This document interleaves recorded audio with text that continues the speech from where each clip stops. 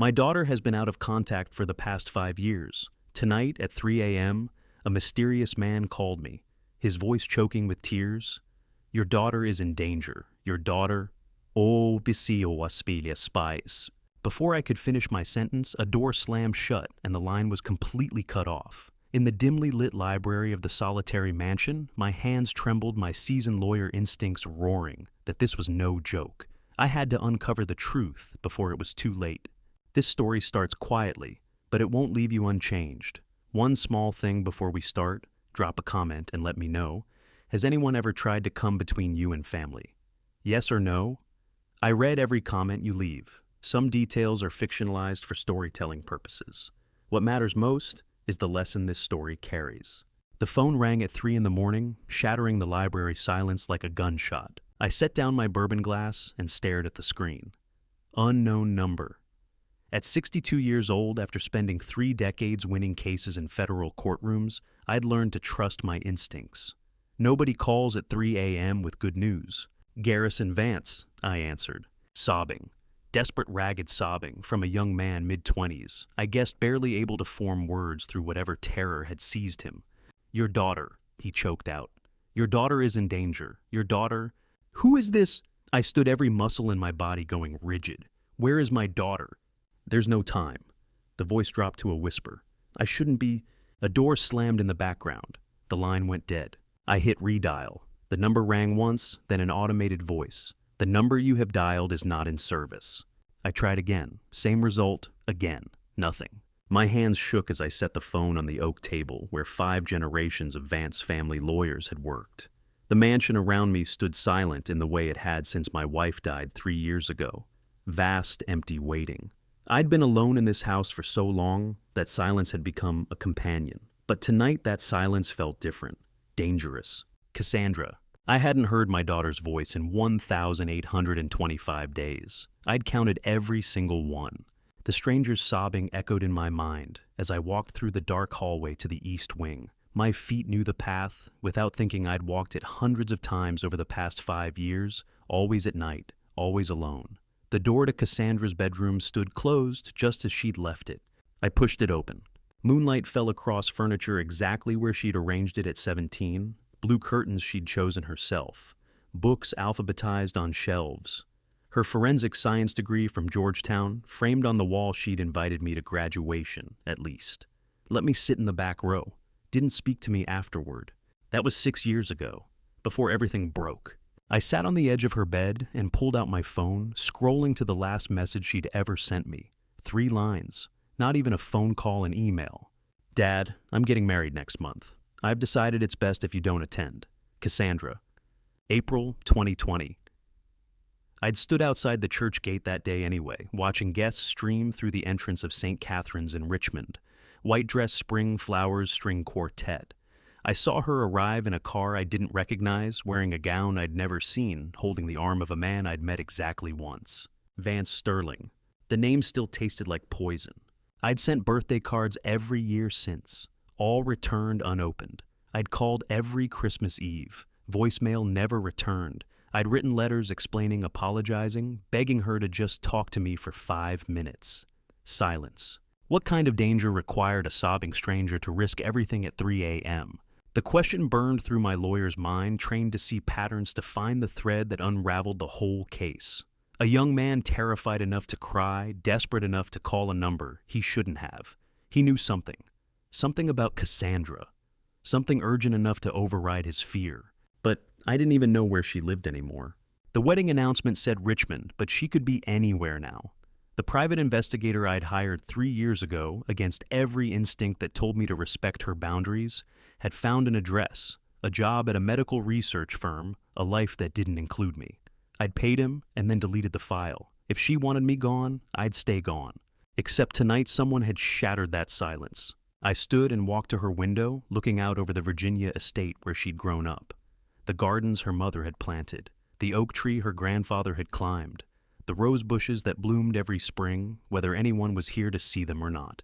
"Where are you, sweetheart?" I whispered to the empty room. The last time we'd actually really spoken face to face was April 2019, the charity gala where she'd introduced me to him, Vance Sterling, 28 years old, perfect smile, expensive suit, hand possessively on her shoulder.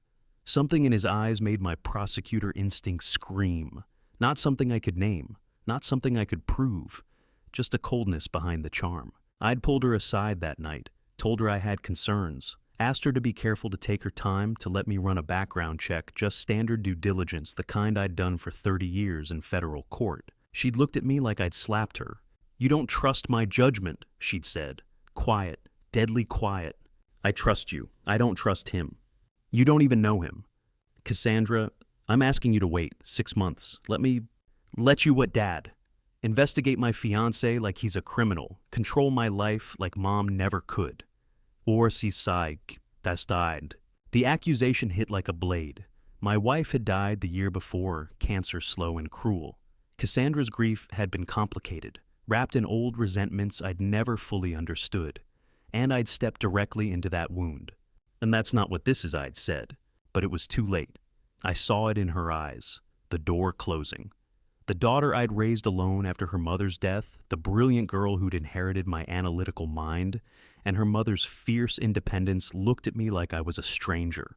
1 month later, the wedding email. 5 years of silence. But tonight something had changed in that silence. As pale morning light touched the bourbon glass I'd left untouched in the library, a hidden memory from April 2019 surfaced, the memory of the night everything began. The night I first met Vance Sterling, the cherry blossoms were in full bloom, and I knew instantly, viscerally, that something was wrong. April 2019. The annual Vance Family Charity Gala. 150 guests scattered across the estate gardens under canopies of white and pink blossoms. My wife had been dead for a year. Cassandra had just turned 23, finishing her master's degree in forensic science at Georgetown. She'd been helping me organize the event the way she had since she was 16. I was standing near the fountain when she found me, her hand wrapped around the arm of a man I'd never seen before. "Dad," she said, and her face held the kind of radiance I hadn't seen since before her mother died. "This is Vance Sterling, the man I love." He was 28, impeccably dressed in a charcoal suit that probably cost more than most cars. Dark hair, perfect smile, the kind of handsome that belonged in cologne advertisements. He extended his hand. "Mr. Vance," he said. "Cassandra has told me so much about you. It's an honor to finally meet." I shook his hand, held eye contact, felt the coldness immediately. Not in his grip that was firm, professional, not in his voice that was warm, respectful, but in his eyes. While his mouth smiled and his words flattered, his gaze moved past me to scan the mansion, the gardens, the oak trees planted by my grandfather. He looked at my home the way a real estate appraiser calculates value. "Welcome," I said. "Cassandra speaks highly of you." We made small talk. He worked in investment consulting, he said. They'd met at a medical research fundraiser 6 months ago. He loved that Cassandra was brilliant, driven, compassionate. All the right words, all the perfect notes. But I'd spent 30 years in federal courtrooms reading people who lied for a living, and Vance Sterling was performing. After 10 minutes, he excused himself to get drinks. I watched him walk away, watched how his eyes continued cataloging the property-counting guests, measuring wealth. "Sweetheart," I said quietly, "I just want you to be cautious." Cassandra's radiance dimmed. "You always do. I don't know him well enough yet.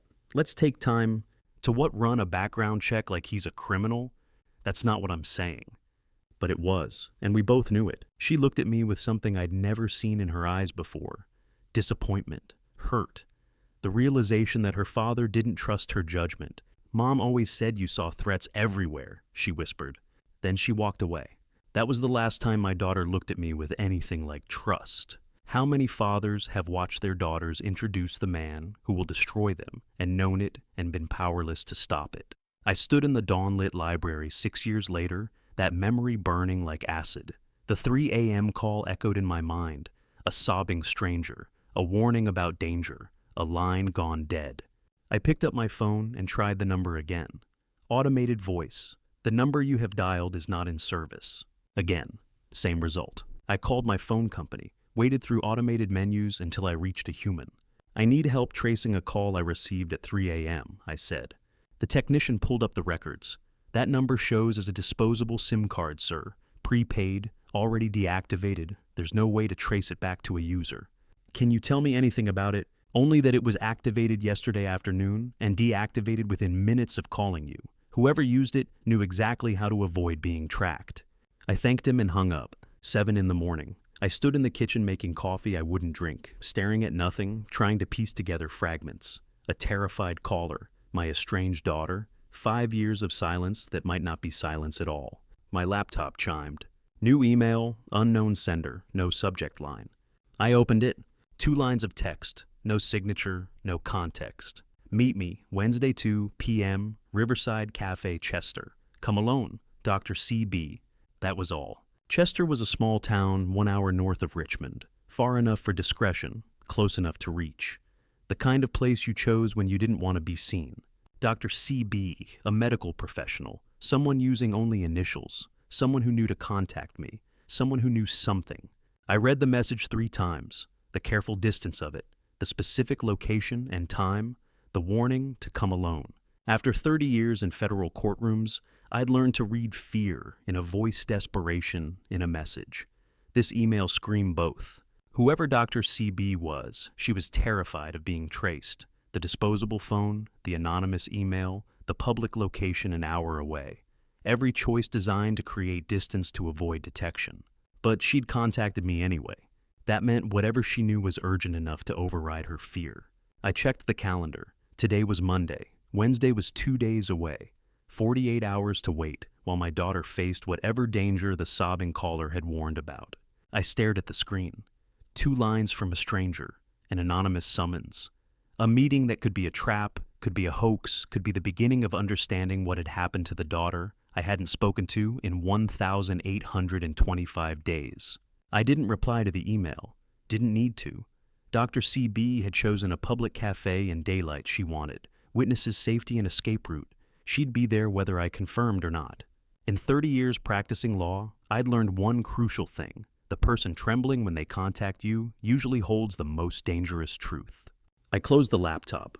Wednesday, 2 p.m., Chester. I would be there. Wednesday arrived cold and gray. I drove north for an hour through Virginia countryside, my mind turning over every possibility. A trembling stranger's email. A desperate 3 a.m. call. 5 years of silence that might not be silence at all. The Riverside Cafe sat wedged between a closed pharmacy and a used bookstore in Chester's main street. Small town. Quiet.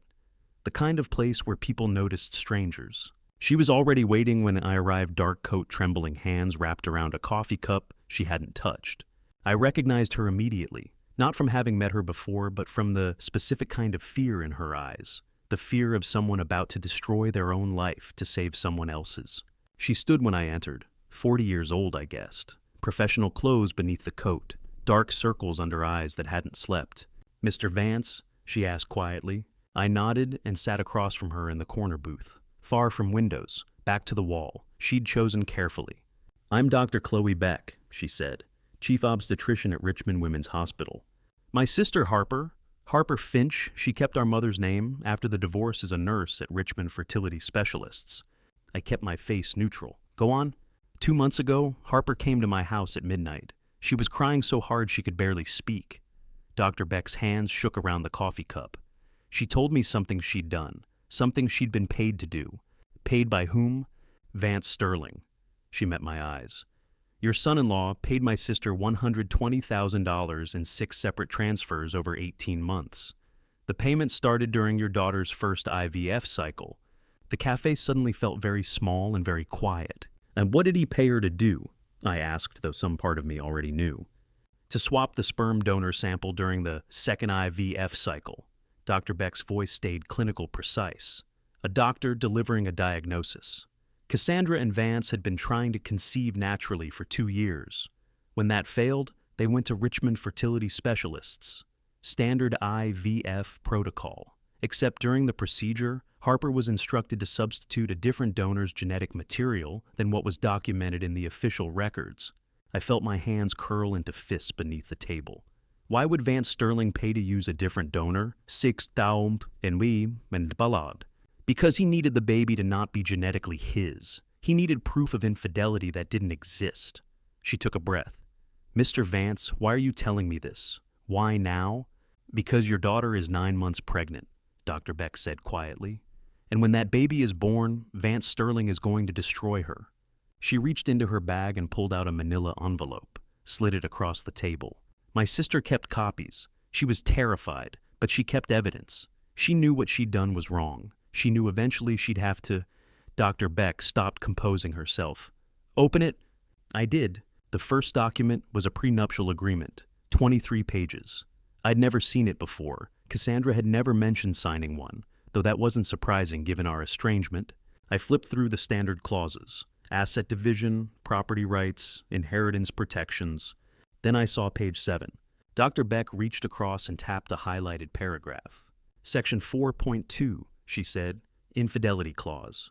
I read it twice to make sure I understood. If either party's infidelity is proven through genetic paternity testing or other medical evidence, the unfaithful spouse forfeits all claims to marital assets and agrees to pay $2,500,000 in damages to the faithful spouse.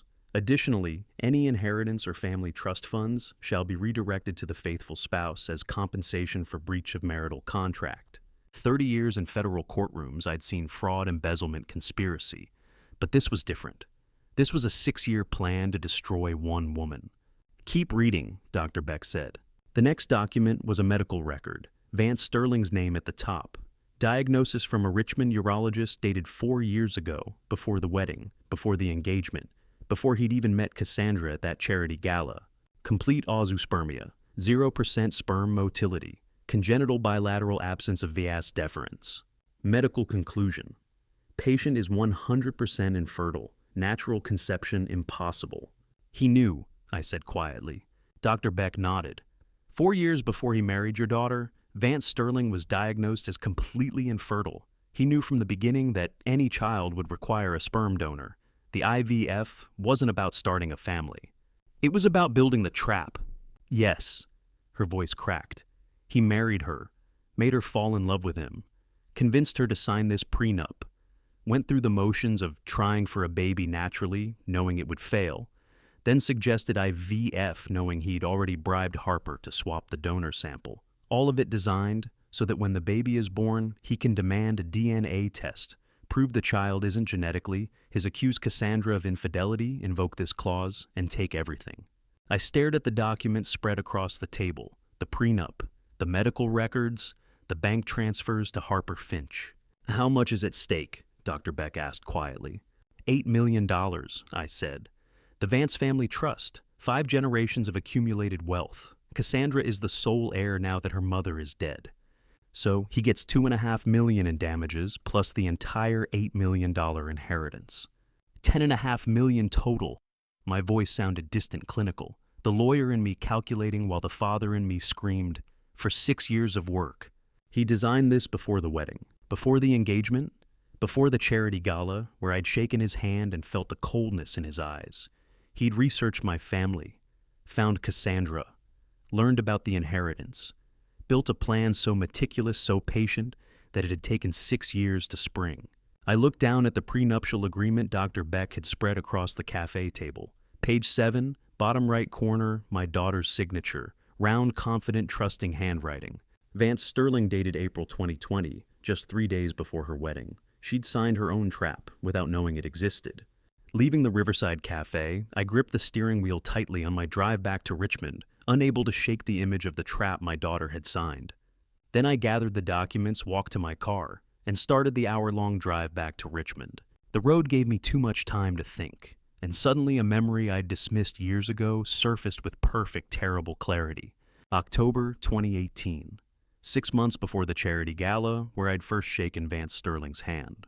I'd been at my law office downtown, the one I'd closed 3 years ago, after my wife died, when I'd retired from federal practice. It was late afternoon. My assistant had already gone home. The phone rang. Garrison Vance speaking. Mr. Vance, my name is Michael Ross. I'm a freelance journalist working on a piece about generational wealth in Virginia. Young voice, professional, polite. I was hoping to ask you a few questions about your family's estate. I'd done interviews before, public interest pieces about historic Virginia families. Nothing unusual. What would you like to know? I'd asked. The Vance family estate has been in your family for 5 generations, correct? That's right, since 1847. And the current property includes the original mansion, approximately 200 acres, and various investment holdings. Approximately, yes. How is the inheritance structured? Does it pass to a single heir, or is it divided among descendants? I'd answered, told him about the family trust, about how it passed undivided to the eldest surviving child of each generation. Standard estate planning for families trying to preserve wealth across centuries. And your daughter Cassandra is the sole heir now that your wife has passed. Yes. What protections are in place to ensure the estate remains in the family if she marries? I'd explained prenuptial agreements, legal structures, asset protection strategies, all routine information, all public record if you knew where to look. Thank you, Mr. Vance. This has been very helpful for the article. The call had lasted maybe 15 minutes. I'd never seen an article, never thought about it again. Until now. Driving through Virginia darkness, my hands gripped the wheel hard enough to hurt. How does a predator choose his prey? He studies them first, learns their wealth, their vulnerabilities, their legal structures, maps out every detail before ever saying hello. There had never been a freelance journalist named Michael Ross. It had been Vance Sterling. 6 months before meeting my daughter at a charity gala, she'd helped organize a gala whose guest list I'd probably discussed in interviews or public records he'd called me directly. Asked me to explain exactly how to steal my family's fortune. And I'd told him. Every detail, every protection, every legal structure he'd need to understand to build the perfect trap. He knew about the money before he knew my daughter's name. I pulled into the mansion driveway just after dark. Didn't go to bed. Went straight to the library, opened my laptop, and started searching. If Vance Sterling had done this before, and Dr. Beck's evidence suggested a pattern, this sophisticated couldn't be his first time. There would be traces, victims, police reports, something. I searched his name first, nothing. Then I tried variations. Vance S. Sterling, V. Sterling. Nothing credible, just social media, accounts a LinkedIn profile claiming investment consulting, work photos at charity events. I changed approach, searched for patterns instead of names. Boston, financial fraud, disappeared boyfriend, wealthy victim. 3 pages into the results, I found it. A tabloid article from January 2017. Small headline, bad photograph. A Back Bay woman reports $350,000 loss after boyfriend vanishes. Police investigating. I clicked through. Valerie DuPont, 40 years old at the time, had reported her boyfriend of 18 months missing, along with $350,000 from her investment accounts. She'd met him at a fundraiser. He'd worked in finance.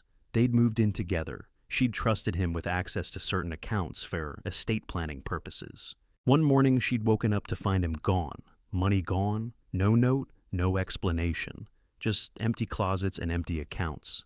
Boston police had opened an investigation. The article mentioned they were gathering evidence, interviewing witnesses, tracking financial transactions. I kept reading, found 2 follow-up pieces. February 2017. Police continue investigation into missing boyfriend, $350,000 theft. March 2017, nothing. I searched for more recent articles, found one from April 2017, buried in the local news section. DuPont investigation, quietly closed, no charges filed.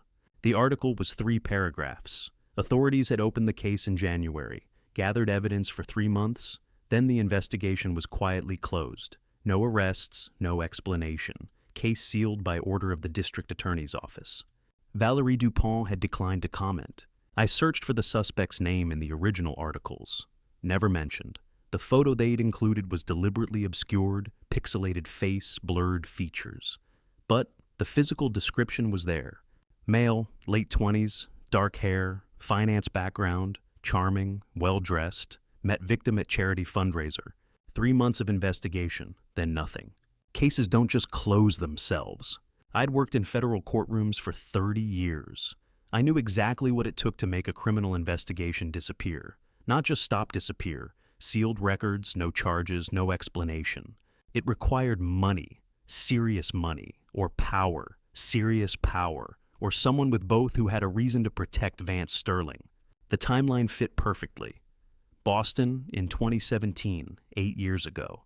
Vance would have been around 23, the same age he'd been when this pattern apparently began. Same method, find a wealthy woman, gain her trust, access her money, disappear. Except this time, he'd refined the approach. This time, he hadn't just stolen and run.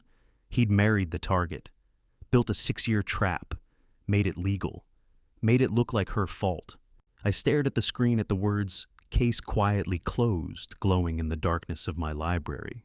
In 30 years practicing federal law, I knew exactly what it took to make a criminal investigation disappear, money power, or both. The question was simple and terrifying. Who had protected Vance Sterling in Boston 8 years ago? I didn't sleep that night. Spent the hours searching for private investigators in Richmond, reading reviews, checking credentials, looking for someone with the skills to dig where police had been paid to stop digging. By dawn, I had a name. Thursday morning, I stood outside Crawford Investigations in the Richmond suburbs, knowing I'd reached the edge of what I could uncover alone. The office sat above a dry cleaner in a small commercial building. Single door, frosted glass window with black lettering. No receptionist. I knocked. "It's open!" a woman's voice called. I pushed through into a space smaller than my library. The walls were plastered with case photos, newspaper clippings, red wire connecting names and dates like a spider's web. 2 desks, one buried under file boxes, the other holding 3 computer monitors showing what looked like financial databases. Melissa Crawford sat at the clean desk, 35 years old, with sharp eyes that sized me up. In the 3 seconds it took me to close the door. Former Richmond PD detective, according to her website. 8 years on the force before going private. "Mr. Vance?" she asked. "Yes." "Sit." She gestured to the chair across from her.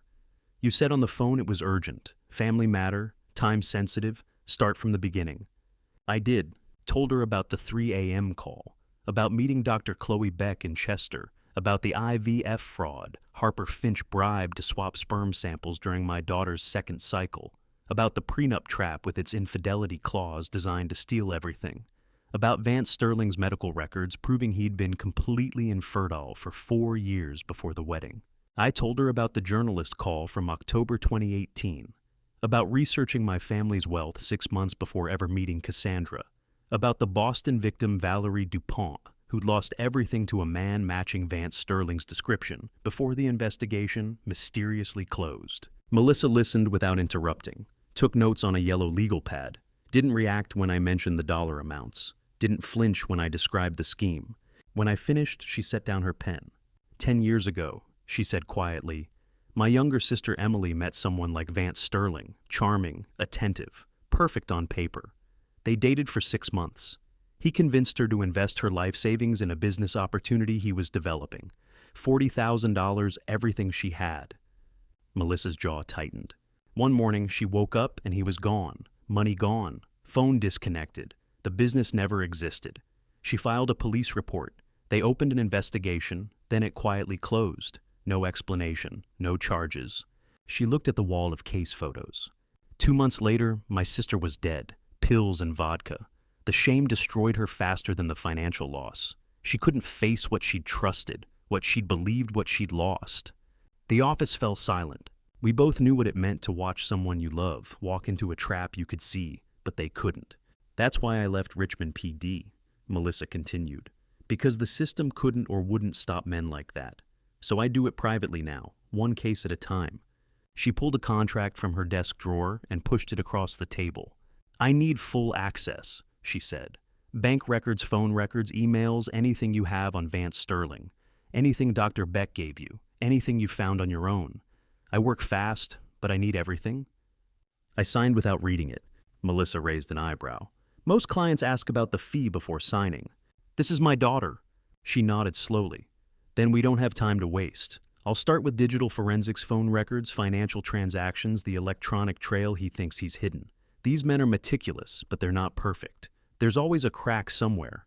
How long? I asked. It'll give me a week, maybe 10 days. I'll need to... My daughter is due in 3 weeks, I said. Maybe less. Melissa stopped. She's 9 months pregnant. Yes. And when the baby is born, Vance Sterling will demand a DNA test to prove it's not genetically his. Exactly. Then claim infidelity and invoke the prenup clause. Taking everything, $10.5 million total, plus whatever assets she's accumulated. Then he disappears. Melissa sat back in her chair, processing the timeline.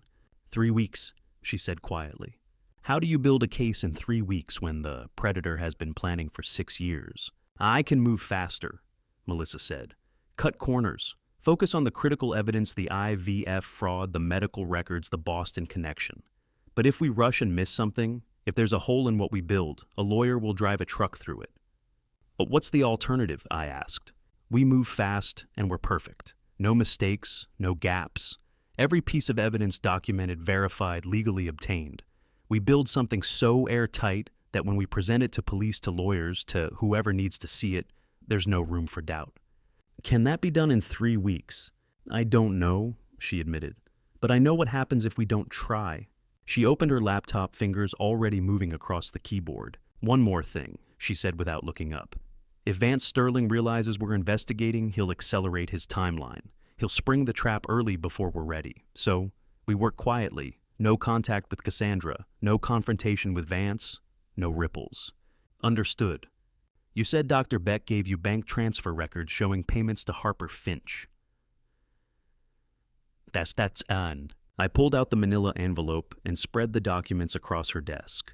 Prenup, medical records, bank statements. Melissa scanned them with the practiced eye of someone who'd reviewed thousands of case files. This is good, she said. This is a start, but we need more. We need to trace where Vance Sterling's money comes from, how he's been funding this operation, whether he's done this before Boston, whether there are other victims. She looked up. 3 weeks, she repeated. Melissa closed her laptop and looked at me across the desk, cluttered with other people's tragedies. We'll need to move faster than he expects, she said quietly. And we'll need to be perfect because if Vance Sterling realizes we're investigating, he'll accelerate his timeline. The question hung between us, unspoken but understood. Could we expose 6 years of planning in less than a month? We had 21 days. Melissa promised she'd work faster than any investigator I'd ever seen. I believed her, had to believe her. The alternative was watching my daughter lose everything while I stood helpless. I didn't have to wait long. Friday morning, Melissa called with 2 words that would rewrite everything I thought I knew about the past 5 years. Data's in. I drove to her office in 20 minutes. Melissa was staring intensely at her monitors, her fingers flying across the keyboard. I started digging into Vance's digital footprint and communication logs, she said, turning a screen toward me. Look at this. He installed a high-end message spoofing software on both your phones 5 years ago. It explains the silence. And you thought she wanted nothing to do with you. Melissa's voice was gentle but firm. That's what Vance Sterling designed. Complete isolation, manufactured silence. He didn't just separate you physically, he made you both believe the other had chosen the separation. I thought of the nights I'd stood in Cassandra's empty bedroom, wondering what I'd done wrong. The Christmases I'd called her number, knowing she wouldn't answer, but trying anyway. The cards I'd sent that came back unopened. She'd been doing the same thing, reaching for me, while Vance Sterling's software swallowed every attempt. Can this be proven in court? I asked. With the carrier data and the software forensics, yes. It's documented, time-stamped, admissible. Melissa closed that screen and opened another.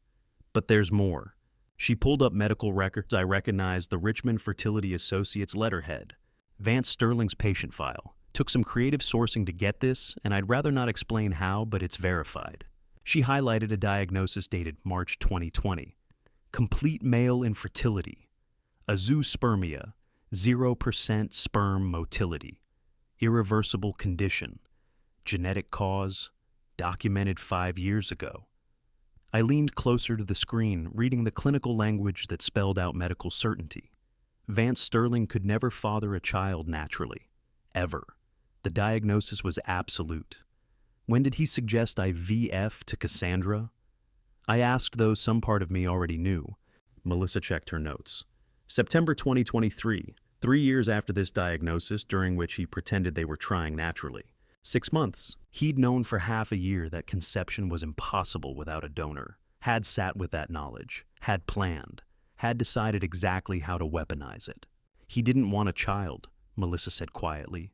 He wanted evidence, a baby whose genetics could be tested, a donor situation he controlled, proof he could manufacture and present as adultery. He used her dream of becoming a mother as the trap. Yes, I thought about Cassandra at 28, wanting children, trying naturally for years, while her husband secretly knew it was impossible, the hope that must have lit up when he suggested I IVF. the trust she must have felt that he was committed to building a family with her. He turned her hope into a weapon. First cycle failed, probably by design. Second cycle, Harper Finch swaps the donor sample per Vance's instructions. And the moment that child is born, I said, Vance demands a DNA test, proves the baby isn't genetically his, accuses Cassandra of infidelity, invokes the prenup clause. Taking everything, Melissa finished. The inheritance, the penalties, everything she has. We sat in silence in her small office surrounded by evidence of calculated cruelty. The message spoofing software that had stolen 5 years of father-daughter communication. The medical diagnosis that Vance had hidden while pretending to share Cassandra's dream. The IVF process that was never about family-only fraud. She went through 2 years of thinking her body had failed her, I said quietly. Every month, every failed attempt, all of it theater he designed from the beginning. And she had no idea, Melissa said. She thought she was failing. He made sure of that. He'd taken her desire to become a mother and used it as the foundation of her destruction. Understanding cruelty and stopping it required different tools. Melissa and I now had the evidence of what Vance had done. We needed the evidence of how. That meant talking to the person whose guilt had been eating her alive for months. The parking lot behind the shuttered shopping mall was empty except for 2 cars and the weight of a confession that had been destroying someone for months. Harper Finch arrived 10 minutes before sunset. I watched her park 3 spaces away from my car engine, running for a full minute before she turned it off. When she finally stepped out, I understood why Dr. Beck had called her sister's condition critical. 30 years old with dark circles so deep they looked like bruises, trembling hands, the kind of exhaustion that comes from carrying guilt you can't set down. She walked to my passenger door. I unlocked it. She got in without a word. "Mr. Vance," she said quietly, "your investigator said you wanted to hear it from me directly." "I do." Harper stared straight ahead through the windshield at the empty lot, the closed stores, the failing light. 10 months ago, Vance Sterling came to Richmond Fertility Specialists. I was working intake that day. He asked to speak with me, privately said it was sensitive. We went to one of the consultation rooms. Her voice was flat, clinical, like she'd rehearsed this 1,000 times in her head.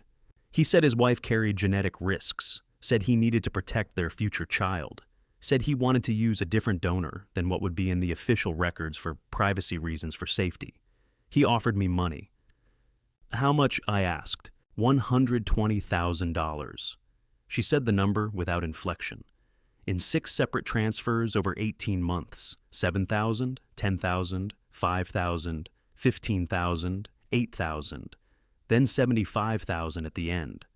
Why the separation? So it wouldn't trigger automatic bank reporting. He was careful, said he'd done this before, knew how to avoid attention. I filed that detail away. He'd done this before. Well, what did he want you to do? I asked, though I already knew.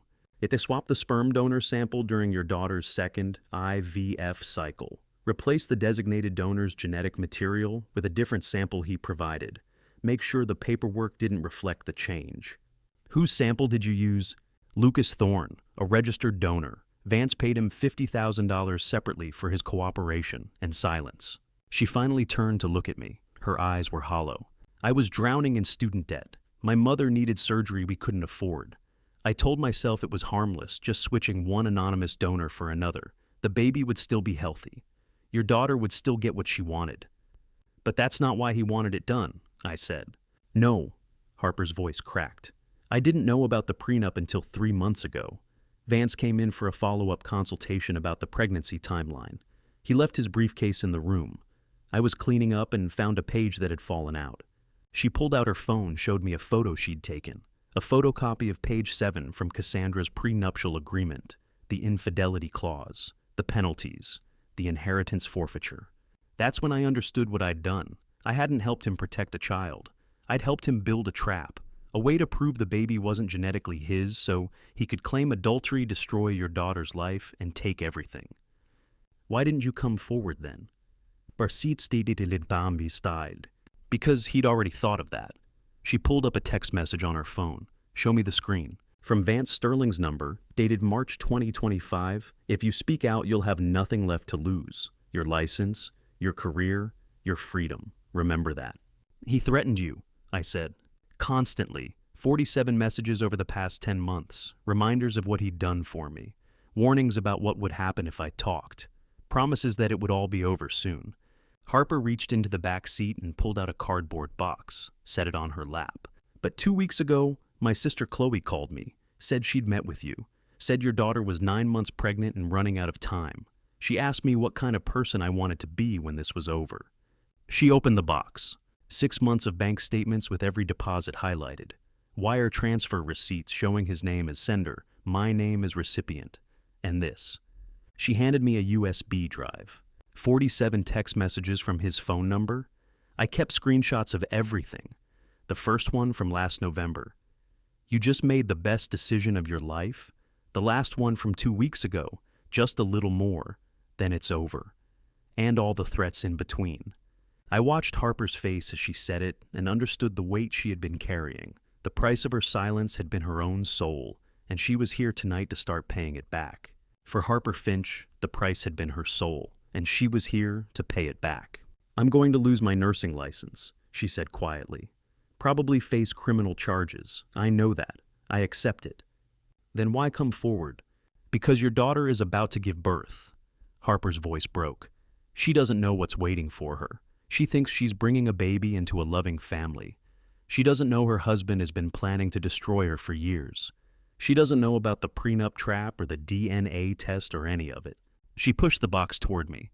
I can't stop what I've already done, but I can stop it from finishing. That's worth whatever happens to me. I took the box, felt the weight of it. Bank statements, wire transfers, 47 messages from Vance Sterling's own phone. The messages, Harper whispered. They're all there, dated, time-stamped, from his number, including the ones where he threatened me, where he talked about the plan, where he said. She stopped, unable to finish. I looked down at the evidence box in my hands. 6 months of financial records, wire transfer receipts with both names printed clearly, a USB drive containing 47 text messages from Vance Sterling's phone number. For the first time since this began, I held proof that couldn't be denied, couldn't be explained away. Direct evidence from Vance Sterling's own phone. That evidence went straight to Melissa. Sunday she'd reviewed the text messages. By Monday morning, she'd mapped every transaction they referenced. What she found made Harper's confession look small. Monday morning, Melissa had 3 monitors running simultaneously, each displaying a different layer of Vance Sterling's financial life, and what they revealed was worse than I'd imagined. Sit down, she said when I arrived. Not a suggestion. I sat. I started with the bank transfers. Harper documented the payments Vance made to her. Then I traced backward, looking for where that money came from. That led me to your daughter's joint checking account, then to credit cards, then to something I didn't expect. She pulled up the first monitor hotel records. Riverside Inn, twice a week for the past 8 months. Vance Sterling and his assistant Natalie Cross, 26 years old. Registry shows them checking in together, staying 2 to 3 hours checking out. An affair, I said. That's what it looks like. That's what Natalie probably thinks it is. Melissa switched to the second monitor. But this isn't about an affair. It's about money.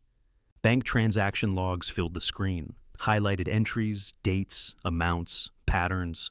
$1.5 million, Melissa said quietly. Moved from your daughter's joint account to an offshore account in the Cayman Islands. Over 18 months, 73 separate transfers. I leaned forward. Through Natalie's personal checking account. She's serving as the conduit, what financial crimes investigators call a money mule. Vance deposits funds into her account. She transfers them offshore, probably thinking she's helping with some business arrangement he's explained to her. Each transfer under $25,000, I said, recognizing the pattern. Exactly, the federal reporting threshold.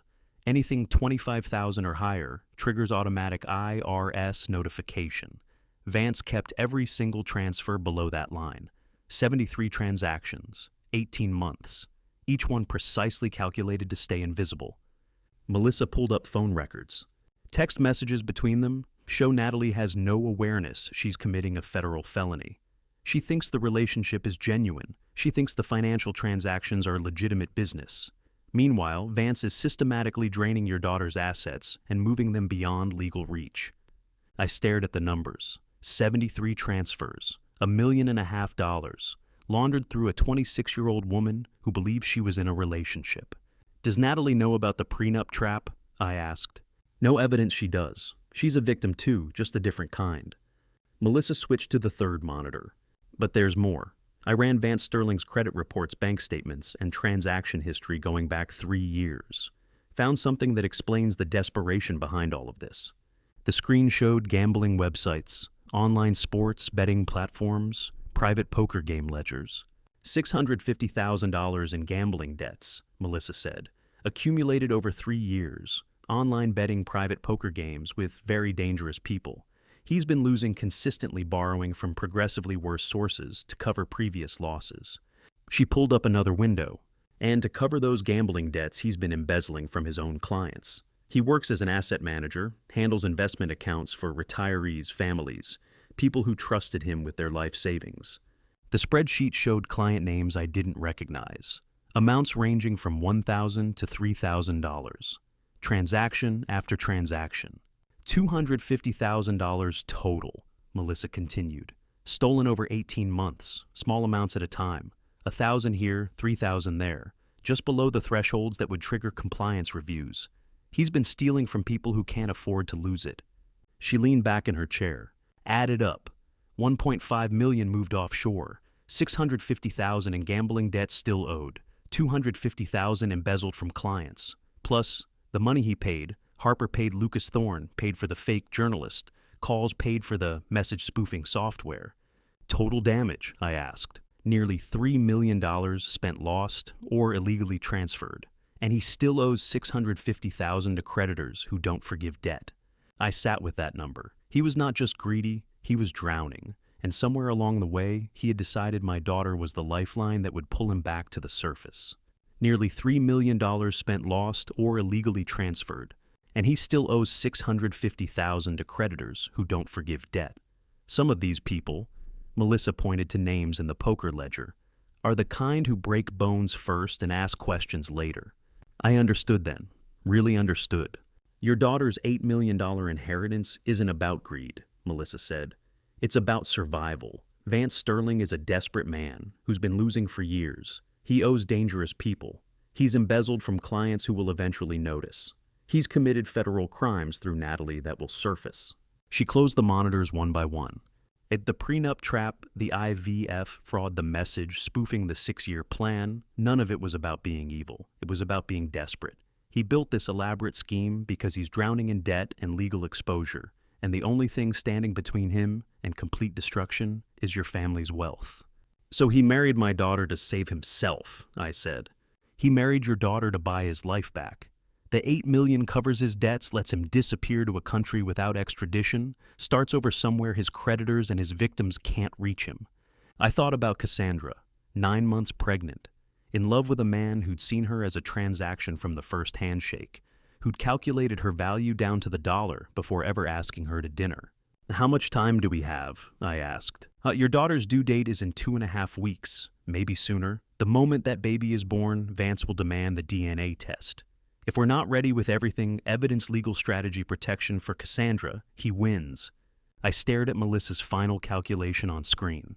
2.9 million in total damage. 650,000 owed to people who don't forgive. An $8 million inheritance standing between Vance Sterling and whatever those creditors do to gamblers who can't pay. He wasn't an evil genius. He was a desperate man who'd bet everything and lost, and now he was using my daughter as his final chip. Understanding that Vance was desperate didn't make stopping him easier. It made him more dangerous. A drowning man will pull anyone under to save himself. Tuesday morning, I needed legal weapons to match the financial evidence Melissa had compiled, which meant putting the prenup under a microscope that could find what Vance Sterling had missed. Dorothy Fleming's law office occupied a restored Victorian building in downtown Richmond. Mahogany furniture, floor-to-ceiling law books. The kind of place that had witnessed generations of family disputes and knew how to dismantle them. Dorothy herself was 58, with steel-gray hair pulled into a precise bun, 30 years practicing family law in Virginia. She could spot a predatory prenup within 3 pages. I handed her the document Cassandra had signed. She read in silence for 10 minutes, occasionally making notes on a yellow legal pad. When she looked up, her expression was grim. This prenup was drafted by Marcus Thornhill of Thornhill and Associates, she said. I know his work. He's meticulous, expensive, the kind of lawyer you hire when you want something that will hold up under aggressive challenge. What's wrong with it? Nothing's wrong with it from a technical perspective. That's what makes it dangerous. She flipped to page 7. But I recognized his firm's name, so I checked my records. Marcus Thornhill's office called your old law practice in October 2018. Asked detailed questions about estate planning for traditional Virginia families with generational wealth. Specifically inquired about legal structures for properties held in family trusts for 5+ generations. I felt cold understanding settle over me. That description matches your family's estate exactly, Dorothy continued. But the call was made in October 2018. Vance didn't meet Cassandra until April 2019, I said quietly.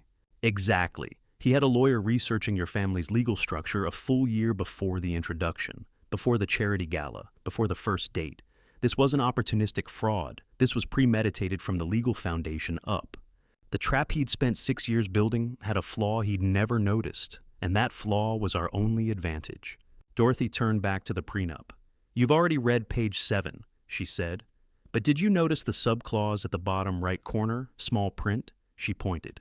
Section 4.2 contains a self-defeating condition. This clause shall be valid and enforceable only if the plaintiff can provide medical documentation proving fertility at the time of contract signing. She looked up. When did Vance sign this? April 2020, I said, according to the date on the signature page right before the wedding. And when was he diagnosed with complete infertility? March 2020, 1 month earlier. Dorothy set the prenup down on her desk. Then this entire clause, the infidelity provision, the $2.5 million penalty, the inheritance forfeiture, all of it has zero legal effect.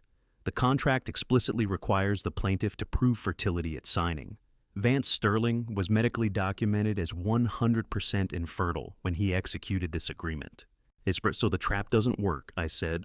The trap never worked. Either Vance didn't read the fine print Thornhill included, or he didn't understand its legal implications. He built his 6-year plan on a foundation that doesn't exist. I felt something close to relief. Not complete, Vance could still cause damage, could still hurt Cassandra, even without the prenup. But this was leverage. This was a weapon.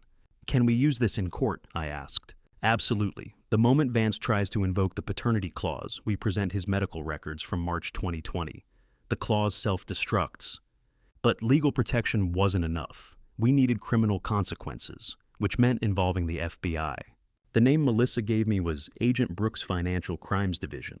His voice on the call was the voice of someone who had spent decades watching men like Vance Sterling believe they were untouchable. Mr. Vance, Brooks said when the line connected. Ms. Crawford briefed me on the situation. I need to tell you we've had Vance Sterling on our radar for 6 months. Suspected embezzlement from his asset management clients. But we didn't have enough evidence for warrants. If what you're describing is accurate, we can move immediately. Everything can be documented, I said. Bank statements, wire transfers, text messages from his phone, witness testimony. What's the timeline for building a federal case? Melissa asked. Brooks was silent for a moment. 8 weeks minimum, he said finally. You're talking about international accounts, fake passport, multiple jurisdictions. We need to coordinate with Cayman Islands. Authorities verify the offshore transfers, build a chain of evidence that will hold in federal court. If we rush it and leave holes, he walks. How do you build an 8-week case in 3 weeks when the stakes are a newborn child and $8 million? My daughter is due to give birth in 3 weeks, I said. Maybe sooner. The silence on the line was heavy. Then we have a problem, Brooks said quietly. If we open an investigation now, we need to move carefully. Vance Sterling is sophisticated. If he detects surveillance phone taps, financial monitoring witness interviews, he'll run. You mentioned a fake passport and tickets to Brazil. Purchased 6 weeks ago, Melissa confirmed. Then he has an exit strategy ready. The moment he realizes we're coming, he disappears. We'll never extradite him from Brazil. But if you wait, I said, the baby arrives. Vance demands a DNA test. Even if the prenup clause fails, he can still claim abandonment, file for custody, drag Cassandra through legal hell for years. I understand the dilemma, Brooks said, but federal prosecution requires time. We're talking about wire fraud, money laundering, embezzlement, conspiracy. This isn't a local police matter. It's a complex financial crime spanning multiple jurisdictions. Melissa looked at me across the desk. "And so what do we do?" she asked. "You have two options," Brooks said. "Rush the investigation, risk him fleeing before we can arrest him, lose any chance at prosecution, or build the case properly, knowing the baby might arrive before we're ready." I sat in the library after Brooks disconnected the impossible equation written in front of me. 8 weeks to build a case that would hold in federal court. 3 weeks until my daughter gave birth and Vance Sterling's trap became real. Melissa looked at me across the desk. "There's no way to do both," she said quietly. "We'd have to choose perfection or speed, and either choice could destroy everything." The impossible choice, perfection or speed, turned out not to be a choice at all. Because while Melissa and I debated timelines, new evidence arrived that changed everything. I drove to Crawford Investigations as soon as she called. DHS flagged a passport application 3 months ago, Melissa said, pulling up the file on her monitor. Part of their routine fraud monitoring. Name on the application, Robert Mitchell. She turned the screen toward me. The photo showed Vance Sterling's face, unmistakably him. Same dark eyes, same calculated smile, different name. Issued through a document fraud network, Melissa continued. Professional quality, would pass inspection at most international checkpoints, cost him probably $15,000. "When does he plan to use it?" I asked. She pulled up a second document, airline reservation. "He's giving himself time," I said. "Exactly. Baby arrives late May. He executes the DNA test, proves it's not genetically his, invokes the prenup, claims the inheritance liquidates whatever he can access. Then, 4 weeks later, he disappears before the legal system can respond. One-way ticket, no return. He never planned to stay for the child he'd spent 6 years creating. He's not going to raise that baby," Melissa said. "He was never going to raise it. The child was always just the mechanism." I stared at the screen. Fake passport, one-way ticket. A man who'd spent 6 years building a family only to destroy it for money and vanish to another hemisphere. June 30th becomes his deadline.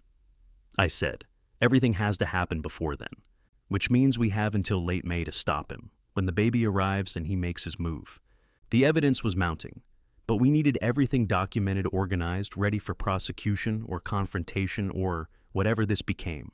Monday evening, Harper Finch texted that she had something to deliver. I drove back to the same parking lot. She was already waiting beside her car, holding a cardboard archive box, not the manila folder from our first meeting, but something far more substantial. "I spent the week organizing everything," she said, setting it on the hood of my car. "I knew if I was going to do this, I had to do it in a form prosecutors could actually use." She opened the box. Everything I'd seen in fragments before was now arranged in a federal evidence package: bank statements, organized chronologically with highlighted deposits, wire transfer receipts with full account identification, and the 47 text messages archived both in print and on a USB drive. A summary index at the front, color-coded tabs. "I called a lawyer," she said. "He told me how to organize it properly." I looked at the index, everything documented, everything dated, everything ready. "Oh, will you testify?" I asked. "Yes, wherever you need me." I took the box. The difference between the first meeting and this one was not the information I already knew what was inside. The difference was that now it was ready for a courtroom. Conscience sometimes arrives late, but when it comes with 47 pieces of evidence, it changes everything. "You know what this means for your career," I said. "I know. I'll lose my nursing license, probably face criminal charges, federal conspiracy, wire fraud, whatever they decide to charge me with." She looked at me steadily. "But your daughter is 9 months pregnant. She doesn't know her husband has been planning to destroy her for 6 years. She doesn't know about the fake DNA results or the offshore accounts or the Brazil ticket." Harper closed the box. "That matters more than my nursing license. She's about to give birth to a child conceived through fraud I committed. The least I can do is help stop the man who paid me to do it." She pushed the box toward me. "Everything's in there: bank records, wire transfers, text messages, timeline. I even included the consultation room records showing when Vance scheduled appointments, when he was alone with me, when the payments aligned with the IVF cycles." "Will you testify?" I asked. "Yes, in front of the FBI, in court, wherever you need me. I'll tell them everything I did and why I did it and who paid me to do it." I took the box, felt the weight of it. 6 months of documented conspiracy. 47 messages from Vance Sterling's own phone. Complete evidence archive prepared by someone who understood she was destroying her own life to save someone else's. The baby shower is in 13 days, I said. Harper nodded. Then you don't have much time. I drove back to the mansion with Harper's evidence box in the passenger seat and Melissa's DHS printouts in my briefcase. Fake passport, Brazil ticket, 47 text messages, 6 months of wire transfers. We had everything we needed to prove Vance Sterling's conspiracy. The baby shower was 13 days away. 13 days to decide whether we waited for the FBI's 8-week timeline or moved now with what we had. 13 days to choose between building a perfect federal case and protecting my daughter before it was too late. 13 days until everything came to a head. Those 13 days started moving faster than I wanted. We had the evidence. We had the timeline. What we didn't have was certainty about whether Vance suspected we were coming for him. The answer arrived Thursday afternoon. I heard the doorbell ring and looked through the window to see the man who'd spent 6 years planning to destroy my family standing on my porch holding white roses. Vance Sterling, impeccably dressed in a charcoal suit that probably cost more than most people's monthly rent. Perfect smile, warm eyes that didn't reach the calculation behind them. I opened the door. "Mr. Vance," he said, extending the bouquet. "I know we haven't always seen eye to eye, but with the baby coming soon, I thought it was time we put the past behind us for Cassandra's sake. 30 years in federal courtrooms taught me how to keep my face calm when my blood was boiling." "That's thoughtful of you," I said, taking the flowers. "Please come in. Can I make you some tea?" His smile widened. "I'd like that." I led him to the living room, made tea from my grandmother's china service, poured carefully. Sat across from the man who'd orchestrated a 6-year conspiracy and pretended we were family. We talked for 40 minutes. On the surface it was pleasant, cordial. He asked about my health. I asked about Cassandra's pregnancy. We discussed potential baby names, weather, post-birth plans. All the small talk that people who don't trust each other use to fill silence. But I watched his eyes. They moved constantly, scanning the room, taking in details, the antique furniture, the family portraits on the walls, the grandfather clock in the corner, the bookshelves. He was cataloging, assessing, calculating value the way he had at the charity gala 6 years ago. "Family is so important," Vance said, setting down his teacup, "especially now with the baby coming. I'm glad we had this opportunity to reconnect before everything changes." "I couldn't agree more," I said. He stood to leave, shook my hand. The grip was firm, confident, the grip of someone who thought he was winning. "Thank you for the tea and for hearing me out." "Of course." I walked him to the door, watched his black Audi pull out of the circular driveway, watched until the taillights disappeared down the tree-lined road. Then I pulled out my phone and called Melissa. "He just left," I said. "Come now." She arrived 15 minutes later, carrying a black case I didn't recognize. "RF scanner," she said, opening it to reveal equipment that looked like something from a spy movie. "Radio frequency detector. If he planted listening devices, this will find them." "You think he bugged my house during a 40-minute tea conversation?"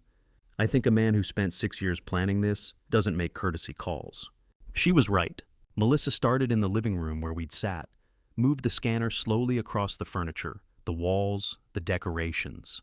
The device stayed silent until she reached the air vent near the ceiling. "Beep." "Here," she said quietly. "Living room vent, professional grade." She continued through the house. Kitchen beep behind the coffee maker, library beep inside my desk lamp, hallway beep behind the family portrait frame, master bedroom beep behind the mirror, small study beep in the bookshelf. 6 devices total. Melissa laid them out on the library table. Tiny, professional, voice-activated. "These are high-end surveillance equipment," she said, her face pale. "Probably activated by sound transmit to a remote receiver, range of several hundred feet. He's been listening to everything." "How long have they been here?" I asked. "Could have been installed today during the visit. Could have been placed weeks ago by someone with access to the house. Either way, they're live now." I stared at the 6 tiny devices. Thought about every conversation Melissa and I had in this house over the past 2 weeks, with Dorothy, with Agent Brooks on speakerphone, every plan we'd discussed, every strategy we'd developed. "He's heard everything," Melissa said quietly. "Every conversation about the evidence, about Harper's testimony, about the FBI timeline. He knows we're investigating him. What's the advantage in knowing your enemy is listening? You control what he hears. Leave them where they are, I said. Melissa looked at me like I'd lost my mind. What? Put every single one back, exactly where they were. Garrison, if these stay active, he'll hear everything we... That's the point? I interrupted. He wants to listen. Fine, let's give him something to hear. Understanding dawned across her face. You want to run a disinformation campaign, she said slowly. Make him think he's winning. If Vance believes we're struggling, believes the investigation is failing, believes he has time, he stays. He doesn't flee to Brazil early. He doesn't change his plans. He gets comfortable. And comfortable men make mistakes. Exactly. Melissa picked up the first device, the one from the living room vent, turned it over in her hands. What do we feed him? She asked. Doubt, frustration, dead ends. We stage conversations about how the evidence isn't strong enough, how the FBI needs more time we don't have, how Harper's testimony might not hold up, how we're running out of options. Make him think the trap is failing before it can spring. Make him think he's won. Melissa looked at the 6 devices, then at me. This is dangerous. If he realizes we're playing him, he won't, because we're not going to overplay it. Just enough doubt, just enough apparent weakness, enough to keep him here, keep him confident, keep him following his original timeline instead of accelerating. She carefully replaced the first device in the living room vent, then the second in the kitchen, the third in the library lamp, the fourth behind the portrait, the fifth behind the bedroom mirror, the sixth in the study bookshelf. When she was done, she looked at me with something close to admiration. You want to make him think he's winning, she said. I nodded. Vance Sterling thought surveillance gave him power, thought listening to our conversations put him ahead of the game. Making Vance think he knew our moves meant giving him a performance worth believing. Monday evening, Melissa and I prepared our script. We sat in the library, the room with the listening device hidden inside the desk lamp. Melissa had her laptop open case files spread across the table. We both knew Vance was listening somewhere, probably in his car or home office headphones on recording every word. Time to give him what he wanted to hear. I'm worried we're missing something. I said loud enough for the device, but natural enough to sound unrehearsed. The forensic timeline doesn't line up the way I thought it would. Melissa played her part perfectly. What do you mean? The IVF records. The dates Harper gave us, are we sure we interpreted them correctly? What if the second cycle wasn't when the swap happened? You think we got the timeline wrong? I rubbed my face, performing exhaustion. I don't know. I thought I understood the medical documentation. But now I'm second-guessing everything. Every sentence was calculated theater. Every pause is deliberate. What about the prenup? Melissa asked. Dorothy said the fertility clause invalidates it. Maybe. Or maybe we're reading too much into fine print that won't hold up in court. I've seen contracts with similar language upheld despite technicalities. So you're reconsidering the legal strategy. I'm reconsidering whether we have enough. The FBI says 8 weeks. Cassandra gives birth in less than 3. We're running out of time, and we don't have all the pieces.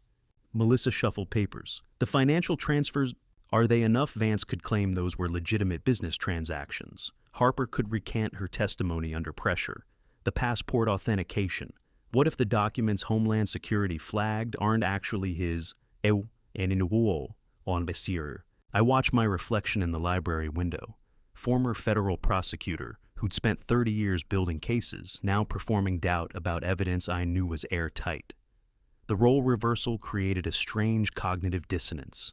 But Vance was listening, and he needed to believe we were failing. Maybe we need to consider a settlement, I said quietly. Talk to Cassandra. See if there's a way to resolve this without destroying the family. You're serious, Melissa said. I'm tired, and I'm not sure we can win this in the time we have left. The performance was complete.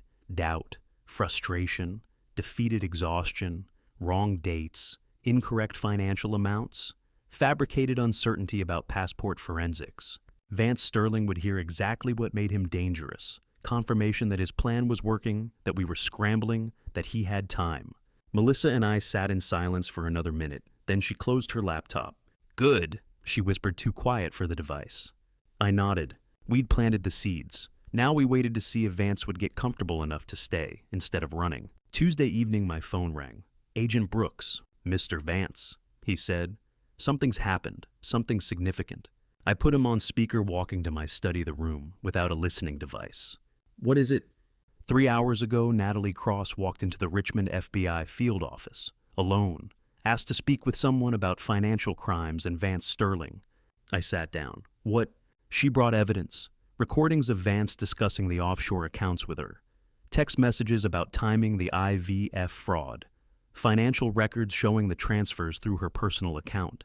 She's terrified. Wants immunity in exchange for testimony. He used her, I said. She knows that now. Said she thought he loved her. Thought the financial arrangements were legitimate business.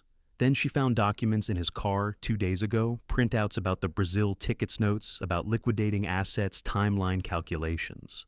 She realized she was being set up to take the fall for money laundering. Will she testify? She already started. Gave us 3 hours of recorded statement. Her cooperation fills every remaining gap in the case. We have motive, means opportunity, and now intent testimony from someone he confided in. I felt something shift, something I'd been holding tense for weeks. What's the timeline? I asked. 48 hours, maybe less. The passport fraud analyst confirmed the Robert Mitchell documents are forgeries. Natalie provides the direct evidence of intent we needed. We can move for arrest within 2 days. We didn't recruit her. She recruited herself. The performance Melissa and I had staged in the library would keep Vance complacent. He'd heard us doubt the evidence question the timeline consider settlement. He'd think he was winning, while the FBI closed the net around him. The disinformation worked, I said. Keep it up, Brooks replied. If Vance suspects we're moving, he could flee early. The Brazil ticket is for June, but he has the passport now. We need him comfortable until we're ready. Understood. Your daughter's baby shower is this weekend, correct? When disco departments distorst. Saturday. That gives us 5 days. We'll be ready. After Brooks hung up, I sat in silence holding the phone. Thought about Cassandra at 29, standing in some lawyer's office signing a prenuptial agreement Vance had engineered. Unknowingly pregnant with an IVF embryo she'd never consented to. Trusting the man who was building her destruction. The rage that had fueled my investigation for weeks. The cold fury that had driven me through late nights of evidence review, through meetings with terrified witnesses, through watching my daughter's marriage, knowing what hid beneath it, that rage transformed into something steadier. Certainty. Justice was close enough to touch now, not abstract, not eventual. 48 hours. I called Melissa. Brooks just called, I said. Natalie Cross went to the FBI 3 hours ago. Brought recordings, texts, financial records. Wants immunity for testimony. She flipped, Melissa said quietly. She flipped, and Brooks says they can arrest him in 48 hours. Everything's in place. Silence on the line. Then Melissa laughed short, slightly disbelieving. We're actually going to win this, she said. I heard the certainty in my own voice when I answered. Yes, we are. For the first time since finding that prenup 6 weeks ago, I allowed myself to believe it. With Natalie Cross's cooperation secured by the FBI, the countdown to Saturday's baby shower felt real. It was time to make the call I had avoided for 5 years. Wednesday evening, 2 days before the baby shower, I sat in my library staring at my phone contact list. Scrolled to the name I'd saved 1,825 days ago. Cassandra, daughter. I pressed call. 3 rings. My heart hammered. Then her voice. It's Dad. Not hostile. Not cold. Cautious, yes. But underneath the caution, hope. Dad, is that really you? Sweetheart, I said, and my voice cracked on the word. I've missed you every single day. Silence. Then a soft sob. I miss you too, Dad. We talked for 20 minutes. Not about Vance, not about the investigation or the evidence or the conspiracy I'd uncovered, just about her, about the baby, about the name she'd chosen Evelyn after her grandmother, about her plans for the nursery, about whether she was scared or excited, or both. I want to host the baby shower, I said, at the mansion, the way Grandma used to do for the family. Another pause. You do that? Of course, it's your home. It's always been your home. I'd like that, she said quietly. I'd really like that. When we hung up, I sat in the library feeling something I hadn't felt in 5 years. Not just hope, connection. Thursday morning, I drove to meet her at a cafe near the river. Arrived early, waited. She walked in 9 months pregnant, wearing a blue dress hair longer than I remembered. When she saw me, she stopped. Just stopped in the middle of the cafe and stared. Then she started crying.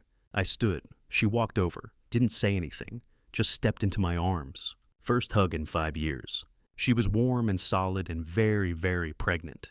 My grandchild was right there between us, a presence I'd never felt before. "I'm so sorry, Dad," she whispered.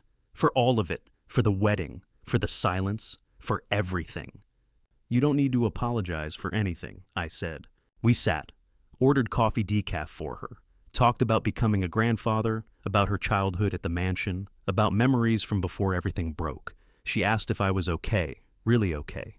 I watched her face, 29 years old, 9 months pregnant, asking if I was okay. And I realized I'd missed the entire pregnancy. Every kick, every ultrasound, every moment of wonder and fear and anticipation. But she was here now. That had to be enough. "I'm okay," I said. "I'm preparing to be a grandfather. That's the best I've been in years." She smiled, reached across the table and took my hand. "Are you okay?" I asked. "Really okay?" Her smile faltered for just a second. "I think so. It's been complicated, but the baby's healthy. That's what matters."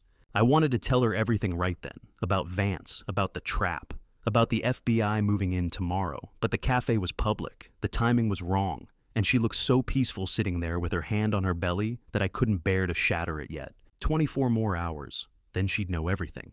Before I tell you what Cassandra discovered that evening, the detail that would force my hand, I need to ask, are you still with me? Comment A, if you think she should have been told immediately, or B, if waiting was the right call. Add one reason in 5 to 10 words so I can understand your thinking, because what happens next changes the timeline completely. Please note some details ahead are adapted for narrative flow, but the emotional truth is what matters. If dramatized storytelling isn't for you, you're free to stop here. Thursday evening, Cassandra was alone in her apartment. Vance was at a business meeting, or so he'd said. She was reviewing their joint bank account statement, something she did monthly, keeping track of expenses as the baby's arrival approached. That's when she saw them. Small transfers, dozens of them, over 18 months. Amounts ranging from $1,000 to $3,000, all going to accounts she didn't recognize. She stared at the statement, tried to remember authorizing any of these transactions. Couldn't. She called the bank. "This is Cassandra Sterling. I'm looking at my joint account statement and I see transfers I don't remember making. Can you verify whether I authorized these?" The employee checked the records. "No, ma'am, these transactions were all initiated from the secondary account holder. You didn't authorize any of them." Cassandra sat very still. "It's how much total?" she asked. "Over the 18-month period shown here, approximately $47,000. She thanked the employee and hung up, sat in her apartment in silence, 9 months pregnant, looking at evidence that her husband had been secretly moving their money without her knowledge for a year and a half. She called me. "Dad," she said. Her voice was different, careful. "Can you tell me the truth about something?" I checked the clock. Thursday evening, baby shower, tomorrow afternoon. FBI arrest timeline, 48 hours. "What do you need to know?" I asked. "Is there something wrong with Vance, with our marriage, with anything I should know about Bustikstemald? In Bolm's res. She'd found something. I didn't know what, but she'd found something." "Cassandra, please, Dad, just tell me the truth." I wanted to lay out everything right there on the phone. The IVF fraud, the offshore accounts, the fake passport, the 6-year plan to destroy her. But the baby shower was tomorrow. The FBI was moving in. And if I told her now, if she confronted Vance, if anything changed his behavior before we were ready. 24 hours, I said. "Please trust me for 24 more hours. After the shower tomorrow, I'll tell you everything. But right now, I need you to act like nothing's wrong. Can you do that for me?" Silence on the line. "You know something," she said. "I know everything, and I promise you'll know it too. 24 hours. Another pause. "Okay," she whispered. 24 hours. I hung up and stood at the library window, looking out at the mansion grounds where my grandchild would grow up. Tomorrow, the baby shower happened. Tomorrow, the FBI closed in. Tomorrow, Cassandra learned everything. 24 hours to protect them both through what came next. Those 24 hours moved like water through my hands. Friday night became Saturday morning, became afternoon, before I was ready. But ready or not, the baby shower was happening, and everything we'd built had to work perfectly. Friday midnight, 4 people sat in the mansion library, the lawyer, the investigator, the FBI agent, and me. Dorothy Fleming spread the prenup across the table one final time. This is void," she said with absolute certainty. "Fertility fraud at signing negates every term. The moment Vance tries to invoke the paternity clause, we present his March 2020 infertility diagnosis. The contract self-destructs. And if he doesn't invoke it, Melissa asked. He will, I said. That's his entire plan. He needs the DNA test to prove infidelity. Without it, he has nothing. Agent Brooks pulled up a diagram on his laptop. 3 agents in catering uniforms. They'll arrive with the actual waitstaff at noon. 2 local officers at the front gate posing as security. All armed, all ready. What's the sequence? Dorothy asked. Brooks ticked through it like a military operation. Vance initiates the DNA test, probably around mid-afternoon when the party's in full swing and he has maximum audience. Garrison refutes the accusation, point by point. Then witnesses testify. Harper Finch first. She confesses to the IVF fraud. Anne names Vance as the one who paid her, Lucas Thorne. Second, he confirms he was the sperm donor, and Vance paid him for silence. Valerie DuPont. Third, she identifies Vance as the man who stole from her in Boston 8 years ago. And then I announced the arrest, federal charges, wire fraud, money laundering, conspiracy, embezzlement. He'll be in handcuffs before he understands what's happening. Every piece perfectly coordinated. Prenup void, arrest warrant ready, FBI agents in disguise, witnesses rehearsed. Tomorrow my daughter gets her life back, I said quietly. The meeting broke up around 1 a.m. Melissa and Dorothy left together. Brooks stayed behind for a final security review. When he left, I sat alone in the library looking at framed photos on the wall. Cassandra at 5, riding her first bike in the garden. At 10, climbing the oak tree. At 16, dressed for prom, before Vance Sterling, before the estrangement, before everything broke. Tomorrow we'd try to put it back together. Saturday arrived too fast and too slow. The catering company set up white tents across the mansion lawn at 10 a.m, blue tablecloths, flowers everywhere. String lights wound through the oak trees. By noon, it looked like something from a wedding magazine. 50 guests started arriving at 2. High society. Virginia families I'd known for decades. People who'd attended my wife's funeral sent condolences when Cassandra stopped speaking to me, probably gossiped about the estrangement over country club lunches. Today they'd witnessed something none of them expected. I stood near the mansion steps watching them arrive, smiled, shook hands, accepted congratulations on becoming a grandfather, and watched Agent Brooks position himself near the cake table. Black suit, small earpiece barely visible. He looked like any other security contractor hired for a high-end event. But I knew he had a weapon under that jacket and 2 backup agents working the catering stations. 2:15 Vance Sterling arrived. Black Audi. Passenger door opened. Cassandra stepped out 9 months pregnant in a cream-colored dress. And Vance came around to take her arm. Perfect smile. Protective hand on her back. The model husband guiding his pregnant wife through a celebration of their growing family. Performance for a final audience. They walked into the garden together. Guests surrounded them. Congratulations. Questions about the due date. Predictions about whether it would be early or late. Vance worked the crowd like a politician. Warm, charming, grateful. His eyes found mine across the courtyard. He smiled, nodded slightly. I nodded back. Both of us knew the performance ended today. Cassandra caught my eye and mouthed, "Later."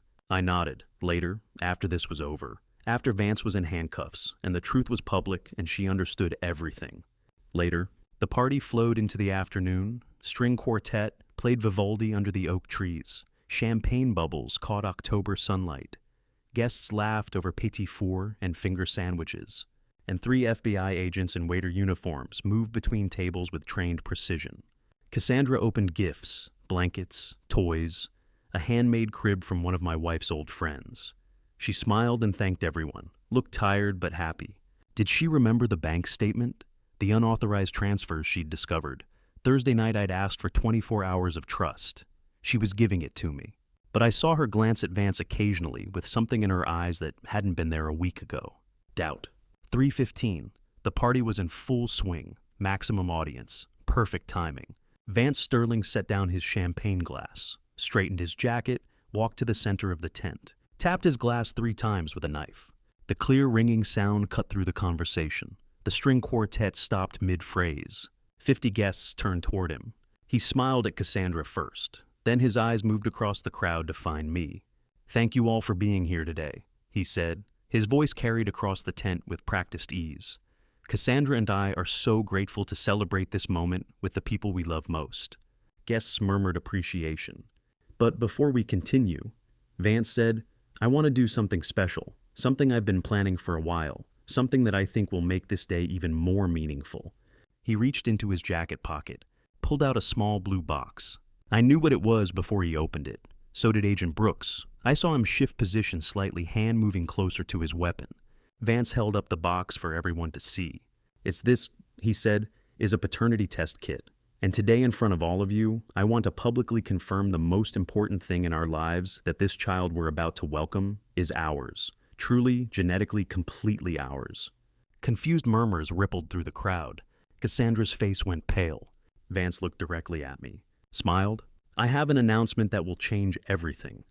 Vance Sterling's voice carried across the silent tent with practiced warmth. I want to do something special today, he said, holding up the small blue box so everyone could see it. Something I've been planning for months, something that will make this celebration even more meaningful. He opened the box with theatrical precision. Inside sat a DNA paternity test kit, the kind you could buy at any pharmacy. Sterile swabs in sealed packaging, collection tubes, laboratory submission forms.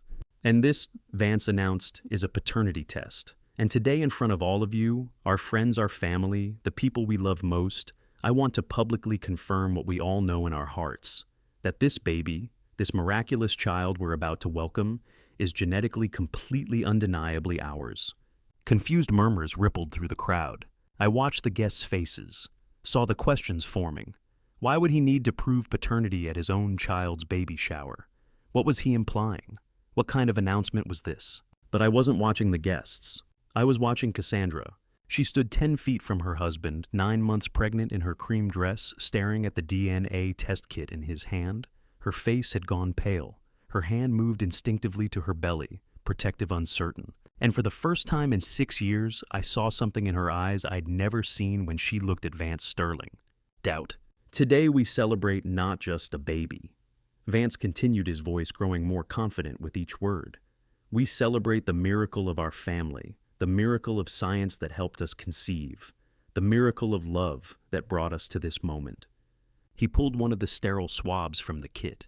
I've brought this DNA test to publicly confirm what we all know, that this child is ours, genetically mine, genetically Cassandra's. A child created through the IVF process we went through together 2 years ago. A woman near me whispered to her husband, why would he need to prove that at a baby shower? Das poor. Vance heard her, smiled. I know this might seem unusual, he said, but in a world where family is questioned, where legitimacy is challenged, where even the most sacred bonds can be doubted, I want there to be no question, no uncertainty. No room for anyone to suggest that this child, this family, is anything other than exactly what it appears to be. He looked directly at me. Isn't that right, Garrison? 50 pairs of eyes turned my direction. I saw what Vance was doing, saw the trap he thought he was springing. In his mind, this was checkmate, public humiliation. He'd revealed that the baby wasn't genetically, his claim Cassandra had been unfaithful, invoked the prenup clause before 50 witnesses who could never unsee what they'd witnessed. He thought I'd brought Cassandra here to defend her, to plead, to beg him not to destroy her publicly. He had no idea I'd brought him here to watch his own destruction. I watched Cassandra's face as she stared at the DNA test kit in her husband's hand. Saw the exact moment 6 years of trust began to crack, doubt entering her eyes like slow poison. She discovered the unauthorized bank transfers Thursday night. Asked me for truth. I'd asked for 24 hours. Now she was getting it. Cassandra, Vance said gently, would you like to do the honors? Take the swab. We can send this to the laboratory together. Prove to everyone, to your father, to our friends, to anyone who's ever questioned our family, that this child is ours. Cassandra's voice came out strained, small. Vance, what are you doing? Protecting our family, he said. Protecting you. Protecting our child from anyone who might suggest otherwise. Who would suggest otherwise? She asked. Vance's smile never wavered. You know your father and I have had our differences. I just want to put any doubts to rest, publicly, permanently. The tent held 50 people but sounded like cathedral silence. No champagne glasses clinking, no whispered conversations. only Vance's confident breathing and the rustle of blue packaging as he held the DNA kit. This was the moment he'd been building toward for 6 years. The public trap, the humiliation, the prenup clause that would give him everything. Except he'd made one critical miscalculation. He thought I'd come to defend my daughter. I'd come to destroy him. I set down my champagne glass. The crystal touched the table with a quiet click that carried across the silent tent. Stood. 50 pairs of eyes pivoted from Vance Sterling to me. Vance's expression shifted, not to worry, not to fear, to curiosity. He thought he understood what was happening, thought my standing was a defensive reaction, the father rising to protect his daughter from public accusation, the old man making a scene to disrupt the carefully planned revelation. He looked at me with the confidence of someone who thinks he's already won. "Would you like to say something, Garrison?" he asked. The tone was almost gentle, magnanimous, the victor allowing the defeated one final word. "Yes," I said calmly. "I would." Vance smiled, nodded, gestured for me to speak. He thought this was his moment of triumph, thought the DNA test was his checkmate move, thought 6 years of planning had led to this perfect public trap. He had no idea that standing up was the signal Agent Brooks had been waiting for, the signal that meant we're ready. Begin. I looked at Vance Sterling across the tent, saw the confidence in his eyes, the certainty, the belief that he controlled this moment. 50 pairs of eyes turned from him to me, the antagonist standing center tent, holding a DNA test kit like a trophy. The protagonist standing at my table's edge, holding 6 weeks of evidence and 8 decades of legal experience. Vance looked curious, not worried, waiting for my response with the confidence of someone who thinks he's already won. His last mistake. I take the microphone with the same steady hand I used in federal court for 30 years. The weight feels familiar. Right. Vance is still smiling when I turn to face the 50 guests scattered across the white tent, their champagne glasses frozen halfway to their lips. Cassandra sits motionless at the head table, one hand on her belly, the other gripping the armrest so tightly her knuckles have gone white. She is watching me, not Vance. That matters more than anything. "Thank you, Vance, for bringing this DNA test kit," I say clearly. My voice carries to every corner of the tent without effort. "You've saved me the trouble of introducing the subject myself." Vance's smile flickers, just for a second. Then it returns wider than before. "Actually, we don't need to open that kit," I continue, "because the results are already predetermined. This DNA test is fake. The results are rigged. I have proof." The tent erupts, not with noise, but with a collective intake of breath so sharp it sounds like fabric tearing. I set a manila folder on the gift table beside Vance's blue DNA box. The contrast is deliberate, his theatrical prop next to my documented evidence. Vance Sterling was completely infertile when he signed the prenuptial agreement 6 years ago. I say. Medical records confirm it. He knew he could never father a child naturally. The entire fertility struggle my daughter endured, every failed treatment, every tear she cried, thinking her body had failed her, was theater. He knew the truth all along. Cassandra makes a sound I have never heard before. Not a gasp, not a sob. Something between the two that cuts straight through me. "That's absurd," Vance says, but his voice has lost its music. "Garrison, you're embarrassing yourself. The baby Cassandra is carrying was conceived through IVF. I continue ignoring him entirely. But not with Vance's genetic material, with purchased sperm. Sperm he obtained illegally using a different woman's eggs, then had implanted in my daughter through fraud."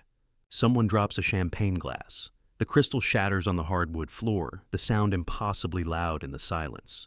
Vance bribed the fertility doctor with $120,000. I say. He falsified consent forms. He manipulated medical records, all to create a biological child that would trigger a $6 million inheritance clause in a prenuptial agreement he designed specifically for this purpose. I watch 50 faces process this information. Watch confusion turn to horror and turn to understanding. These are not strangers. These are Cassandra's college friends. My former colleagues' family members who have known Vance for 6 years. They are watching him now with new eyes. I set a manila folder on the gift table beside Vance's blue DNA box. Inside this folder are the certified federal affidavits, the bank transfer logs, and the forensic data. We have the signed confession of Harper Finch, the nurse you bribed to swap the genetic material, and the tracked records of the offshore accounts you drained. Your trap is empty, Vance. The three witnesses form a triangle that pins him in place more effectively than any handcuffs. His smile is gone, completely gone. He is looking at me with an expression I have never seen before. Not anger, not fear, recognition. He finally realized what I knew 3 weeks ago in my library at 3 a.m. He is lost. 50 guests watch in silence as the circle closes. 50 witnesses who will remember this moment, who will testify if needed, who will never ever forget what they saw here today. Vance opens his mouth. Nothing comes out. For the first time in 6 years, he has no words. A voice from the back of the tent breaks the silence. I have something to say. I turn. Everyone turns. A man rises slowly from the last row of white chairs, where the overflow guests have been sitting for the past hour. He is 65 years old, with silver hair and a dark suit that looks expensive even from 30 feet away. His wife reaches for his arm. He does not look back. Conrad Sterling, Vance's father. He walks forward through the aisle between tables. 50 guests part without thinking, creating a path straight to the center where his son stands surrounded by witnesses. Nobody speaks, not even Vance.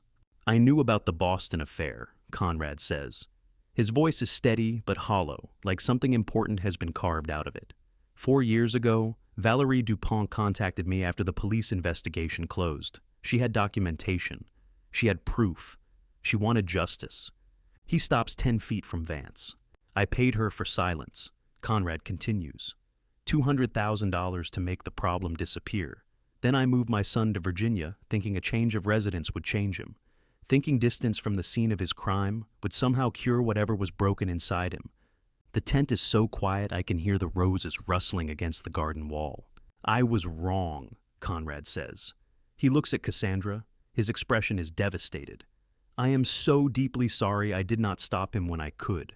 I told myself he would be different here, that he had learned, that love might fix what consequences never did. I was a coward and a fool, and you paid the price.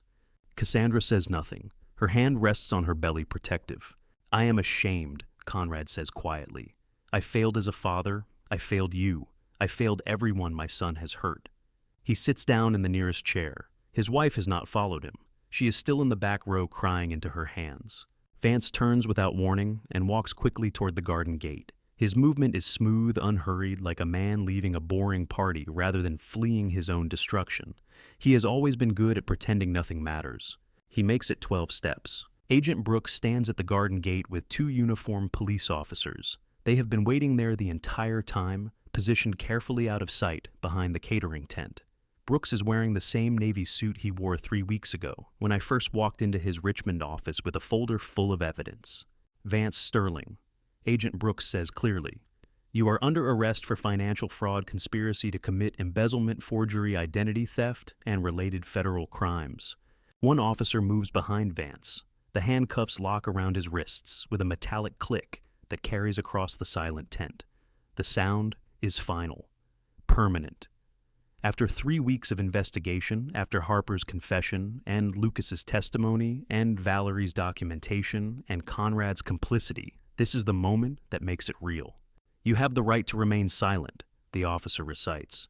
"Anything you say can and will be used against you in a court of law." Vance does not resist, does not speak. He looks at his father just once, and his expression is completely blank. Then he looks away. I watch his face as the handcuffs lock into place. I search for remorse, for recognition of the harm he has caused, for shame or regret or even anger, for anything human beneath the careful mask he has worn for 6 years. I find nothing, absolutely nothing. Whatever capacity for genuine emotion once existed in Vance Sterling was burned out long ago, replaced entirely by calculation and performance. The officers lead him through the garden gate toward an unmarked police car waiting in the circular driveway. 50 witnesses watch in absolute silence as Vance Sterling disappears from view. The car door closes. The engine starts. The vehicle rolls slowly down the gravel drive and through the mansion gates. Someone starts clapping. I do not see who. The sound spreads quickly, awkward and uncertain at first, then building into something that feels less like applause and more like collective relief, like 50 people exhaling at once. A guest whispers to her companion, "Did that really just happen at a baby shower?" I walk away from the tent. The afternoon sunlight is warm on my face. October in Virginia, the trees just beginning to turn gold at their edges. I head toward the oak tree at the edge of the garden, the one that has stood on this property for more than 100 years. The one where Cassandra played as a child, building fairy houses from acorns and moss. Footsteps behind me, slow and careful. Cassandra stops 3 feet away. Her hand rests on her round belly. Her eyes are red, but she is not crying. She has cried enough. "How long have you known Father?" she asks quietly. I consider lying. Consider softening the truth. I do not. 3 weeks, I say. Since the morning you called me at 3 a.m. without speaking. Why didn't you tell me? Because I needed you safe first, I say. Truth without safety is just more danger. I had to dismantle every piece of his plan before you could see it clearly, before he could hurt you worse. She looks at me for a long moment, then she steps forward into my arms. I hold my daughter for the first time in 5 long years. She is warm and solid and real. Her belly presses against me round and full, my grandchild moving between us, with a gentle flutter I can feel through fabric. "I should have listened to you 5 years ago," she whispers into my shoulder. "You were in love," I say. "Love makes us hope people are better than they are. He was never better." "No, but you were never wrong to hope." 50 people stand scattered across the lawn in Virginia, afternoon sunlight, while I hold my daughter. The roses bloom pink and white along the garden wall. The oak tree stands exactly as it has for a century, solid and permanent and unchanged. Somewhere inside the mansion, a string quartet still waits with instruments, uncertain whether to continue playing. The mansion no longer feels empty. Today we won. 2 days after the arrest, I sit across from my daughter with morning tea and prepare to break her heart again. Cassandra is here in the mansion living room, the same room where I first opened Dr. Beck's anonymous email 3 weeks ago. She sits in the leather armchair by the window, morning light cutting through the old glass in patterns that haven't changed in 40 years. Her hand rests on her belly. She looks more rested than she has in weeks, but there is still a fragility around her eyes. "Is there something else you need to know?" I say. She sets down her teacup carefully. The worst part, I say, the part that made everything else possible. I tell her everything. The 3 a.m. call from Lucas Thorne in Boston. Meeting Dr. Beck in Chester. Harper's evidence box on my doorstep. Melissa's offshore discoveries. The Brazil ticket dated June 30th. And finally, the software.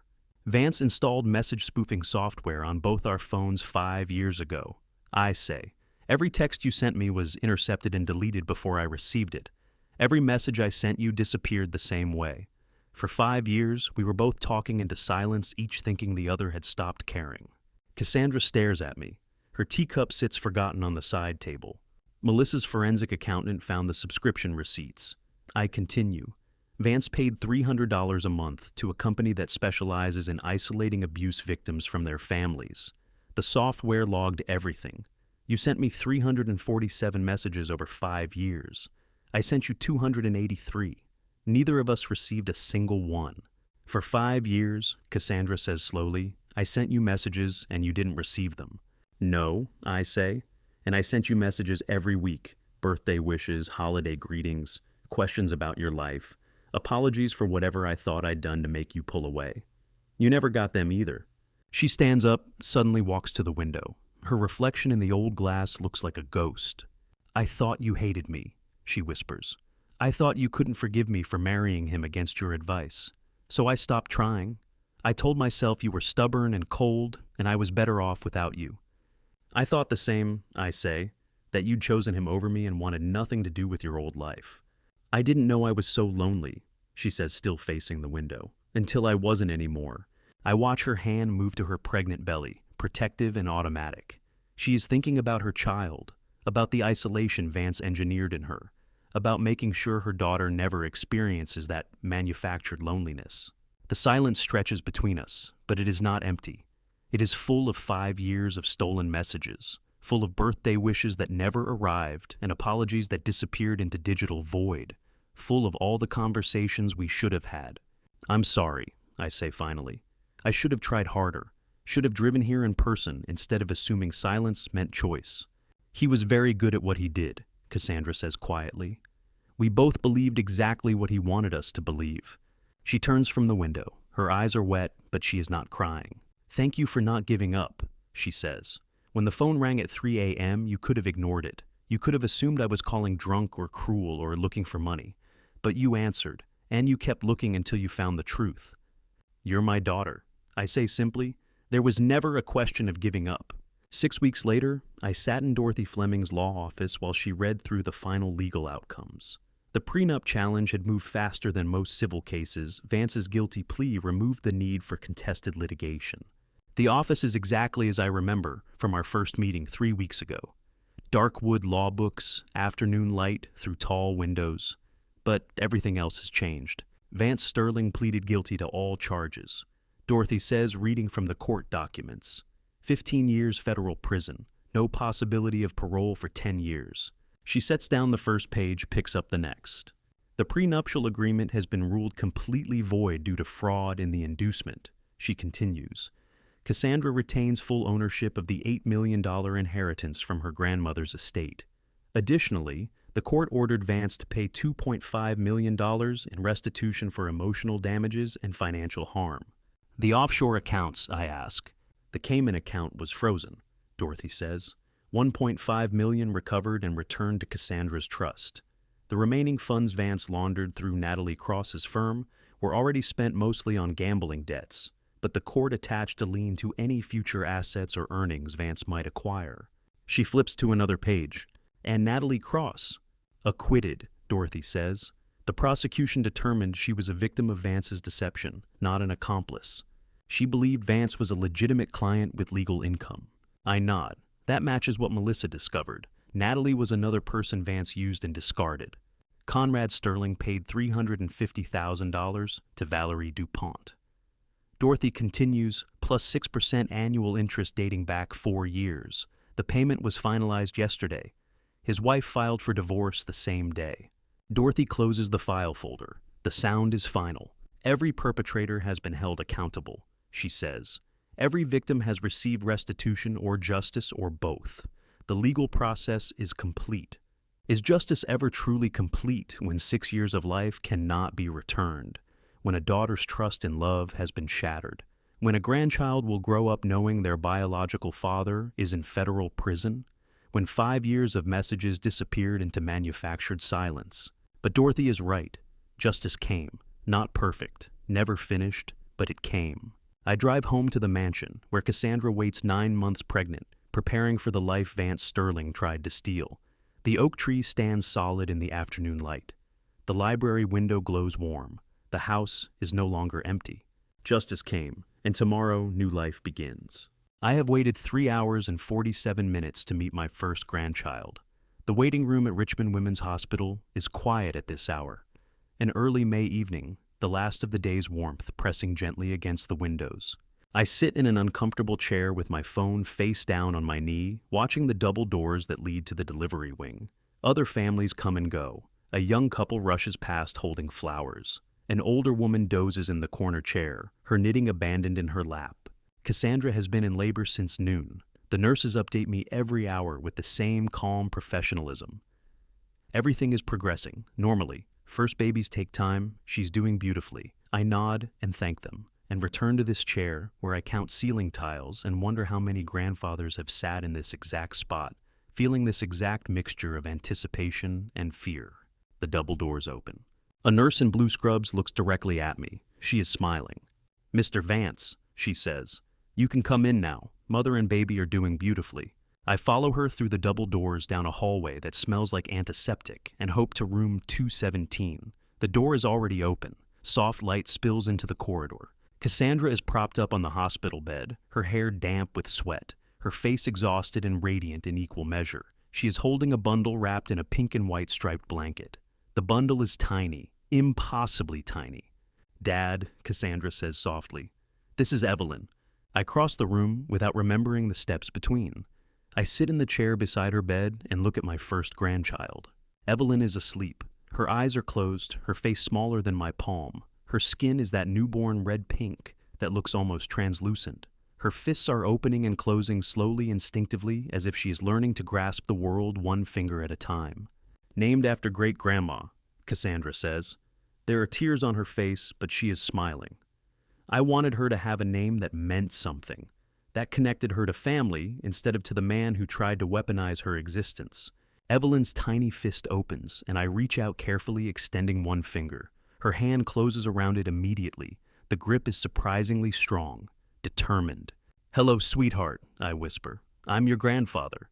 I do not know if I am laughing or crying. Possibly both. After everything we have been through, after 3 weeks of investigation and confrontation and arrest and legal battles, after 6 years of fraud and 5 years of manufactured isolation and 1,825 days of estrangement, this is the reward. This small person with her great-grandmother's name gripping my finger like she will never let go. I hold Evelyn's hand and realize she will never know the isolation Vance Sterling engineered. She will grow up in a mansion full of love instead of empty silence. She will have a grandfather who answers phone calls at 3 in the morning. She will have a mother who learned the hard way that trust is earned and family is worth fighting for. She will carry her great-grandmother's name forward into a future that is safe and secure and free. She's perfect, I say. She is, Cassandra agrees. Despite everything he did, despite all his plans and manipulations, she's just a baby who needs to be loved. And she will be. Evelyn makes a small sound, somewhere between a sigh and a yawn. Her fist tightens on my finger, then relaxes. She is already asleep again, exhausted from the work of being born. "I should let you rest," I say. "Stay a little longer," Cassandra says. "Please." So I sit beside my daughter while she holds my granddaughter, and I watch them both in the soft hospital light. This is what Vance Sterling tried to steal. Not money, not inheritance. This. Connection. Family. The simple, profound miracle of 3 generations breathing in the same room. My phone vibrates in my pocket. I pull it out carefully, trying not to disturb Evelyn's grip on my finger. Dorothy Fleming. I stand slowly extracting my finger from Evelyn's hand with gentle pressure. She does not wake. I step into the hallway and answer. "Dorothy," I say quietly. "I have news," she says, and there is something bright in her voice. The court just issued the final ruling on the prenuptial agreement. It is completely invalidated. "We knew that," I say, "the infidelity clause." "No," Dorothy interrupts. "Not just the infidelity clause, the entire contract, every provision. The judge ruled that the fertility at signing loophole means the whole agreement was signed under fraudulent conditions. The contract does not exist. Legally, it never existed." I lean against the hospital wall. Down the corridor, a baby is crying. Not Evelyn. Someone else's grandchild entering the world. "Cassandra lost nothing," Dorothy continues. "Absolutely nothing. The inheritance was always hers. The trust was always protected. Vance Sterling's entire 6-year plan was built on a contract that the court has now erased from legal existence. Justice and joy arriving together, like twins inseparable, both long awaited. Dorothy's voice delivers freedom through a phone in a hospital hallway, while new life cries in the next room. The timing feels almost orchestrated, though. I know it is simply coincidence. The court does not care that today is the day my granddaughter was born. They do not know that the woman Vance tried to trap is lying exhausted in room 217, holding a baby named after her grandmother. But I know, and the symmetry feels like grace. "Thank you, Dorothy," I say, "for everything. Go be with your family," she says gently. "That's where you belong now." I hang up and walk back into room 217. Cassandra looks up from Evelyn's sleeping face. "Dorothy," she asks. I sit down beside her again. Evelyn's hand finds my finger immediately, her grip automatic and trusting. "Everything's all right, honey," I say. "Everything." Cassandra does not ask for details. She just nods and rests her head back against the pillow, holding our Evelyn close. The prenup is void. The inheritance is secure. Vance Sterling is in prison. And this small person with her great-grandmother's name is learning to breathe and grasp and exist in a world that is finally safe. Everything that was broken is being rebuilt, one moment at a time. 1 month have passed and the mansion is no longer empty. The transformation happened gradually then, all at once. First came the phone calls that were actually answered. Then the weekly dinners. Then Cassandra asking if I would mind company for a few days while her apartment lease ended. Then those few days becoming a week, becoming permanent. I want Evelyn to grow up with history. She told me while unpacking boxes in the guest room that used to be hers. With roots, with great-grandmother's garden and grandfather's library and the oak tree that's been here longer than all of us. I want her to know where she comes from. So now there are baby blankets folded on the leather couch in the living room, a changing table in the upstairs bathroom, a bassinet beside Cassandra's bed. The mansion has been many things over the decades' monument fortress tomb. Now it is simply home. I stand in the doorway watching my daughter carry Evelyn along the rose bushes in the autumn garden. The roses are dormant now, bare, thorny stems waiting for spring, but Cassandra walks the path as if the blooms are still there. "These are the roses your great-grandmother planted," Cassandra says to the 3-month-old sleeping in her arms. "You were named after her, Evelyn Marguerite. She would have loved you so much." Evelyn sleeps with that absolute peace only babies know, her small face tucked against Cassandra's shoulder. She does not know that her father is in federal prison, does not know about prenuptial fraud or offshore accounts or message-spoofing software, does not know that her existence was meant to be a weapon. She knows only warmth and milk and her mother's heartbeat. Cassandra stops at the oldest rosebush, the one planted 60 years ago, when my mother first moved into this house as a bride. "She would have loved to meet you, sweetheart," I say from the doorway. Cassandra turns smiling. She's meeting her through me, through us, through every story I tell. This scene is what I waited 1,825 days for. Not the truth revealed or justice served, not the prenup voided or the money restored. This, my daughter in her great-grandmother's garden telling stories to the next generation. The continuity of family, the simple, profound miracle of a mother showing her child where she belongs.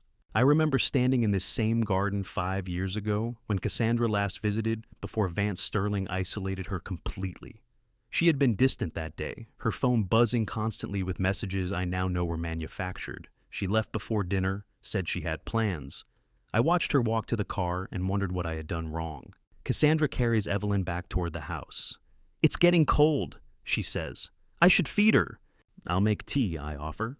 "Thank you, Dad." 2 words, simple, ordinary, more valuable than any amount of inheritance or restitution. That evening, after Cassandra has fed Evelyn and put her down for the night, after the house has settled into its new rhythms, I find myself walking to the library.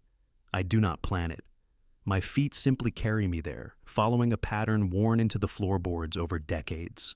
The library looks exactly as it did 4 months ago when Lucas Thorne called at 3 in the morning and shattered the silence. Same oak table, same lamp with the green glass shade, same leather chair where I sat in darkness, trying to understand why my daughter would call and say nothing.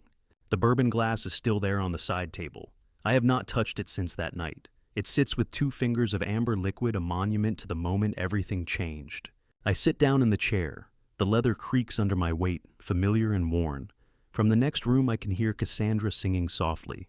A lullaby. Something about stars and dreams and safety. The house was silent then. Now it is filled with lullabies. I look at the bourbon glass for a long moment. Think about the man who poured that drink 4 months ago. He was alone in a mansion that felt like a mausoleum. He was certain his daughter had abandoned him. He was preparing to live out his remaining years in empty rooms, convinced that whatever mistake he had made was permanent and unforgivable. That man does not exist anymore. He was reshaped by investigation and confrontation, and the revelation that isolation can be manufactured as easily as affection can be faked. He learned that sometimes protecting what matters most means going through the darkest places. That truth without safety is just more danger. That justice is not always clean, but it can still be complete. The library chair holds the same shape it did 4 months ago.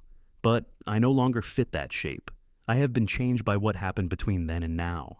I reach for the bourbon glass, then stop. Set my hand down on the armrest instead. Stand up. Turn off the lamp. The library falls into darkness. I walk to the doorstep through it and close it behind me without looking back. From upstairs, Cassandra's lullaby drifts down through the old house. Evelyn makes a small sound, not quite crying, just announcing her presence. Cassandra's voice softens, adapts, continues. Sometimes to protect what matters most, you have to go through the darkest places. You have to investigate and confront and dismantle and risk everything you thought was certain. You have to sit in libraries at 3 in the morning, making phone calls to strangers and reading evidence that breaks your heart. But when you reach the other side, when you walk out of that library and close the door behind you, the light there is more real than anything you have ever known. The mansion is no longer empty. 3 generations breathe under the same roof. Tomorrow, Evelyn will wake up in a house full of history and love and great-grandmother's roses waiting for spring. Today I walk toward the light. Morning light breaks through the oak tree branches the way it has for 100 years. I stand at the garden's edge watching dawn arrive. Old habit from when my wife was alive, before the silence, before the empty years. Even during the 1,825 days, when Cassandra would not speak to me, I came here at dawn and watched the light change from gray to gold. The French doors open behind me, footsteps on the stone path. Cassandra walks toward me carrying Evelyn wrapped in a pale blue blanket, the same color as the sky beginning to lighten above us, the same color as the dress she wore at the cafe when she discovered the unauthorized transfers. Full circle. She stops beside me without speaking. We stand together in the morning mist, the autumn garden still soft and cool before the day's heat arrives, watching the garden wake. Evelyn sleeps against her mother's shoulder, 3 months old and entirely peaceful. She does not know where she is or the battles fought to protect her. She knows only warmth and safety. She's still asleep, Cassandra says quietly. Doesn't know how lucky she is to wake up here. She'll know, I say. We'll make sure she knows. The tree rises massive and ancient before us, bare branches reaching toward the pale sky. My grandfather planted this tree before I was born. 70 years it has stood here witnessing everything. I remember standing in this exact spot 4 months ago.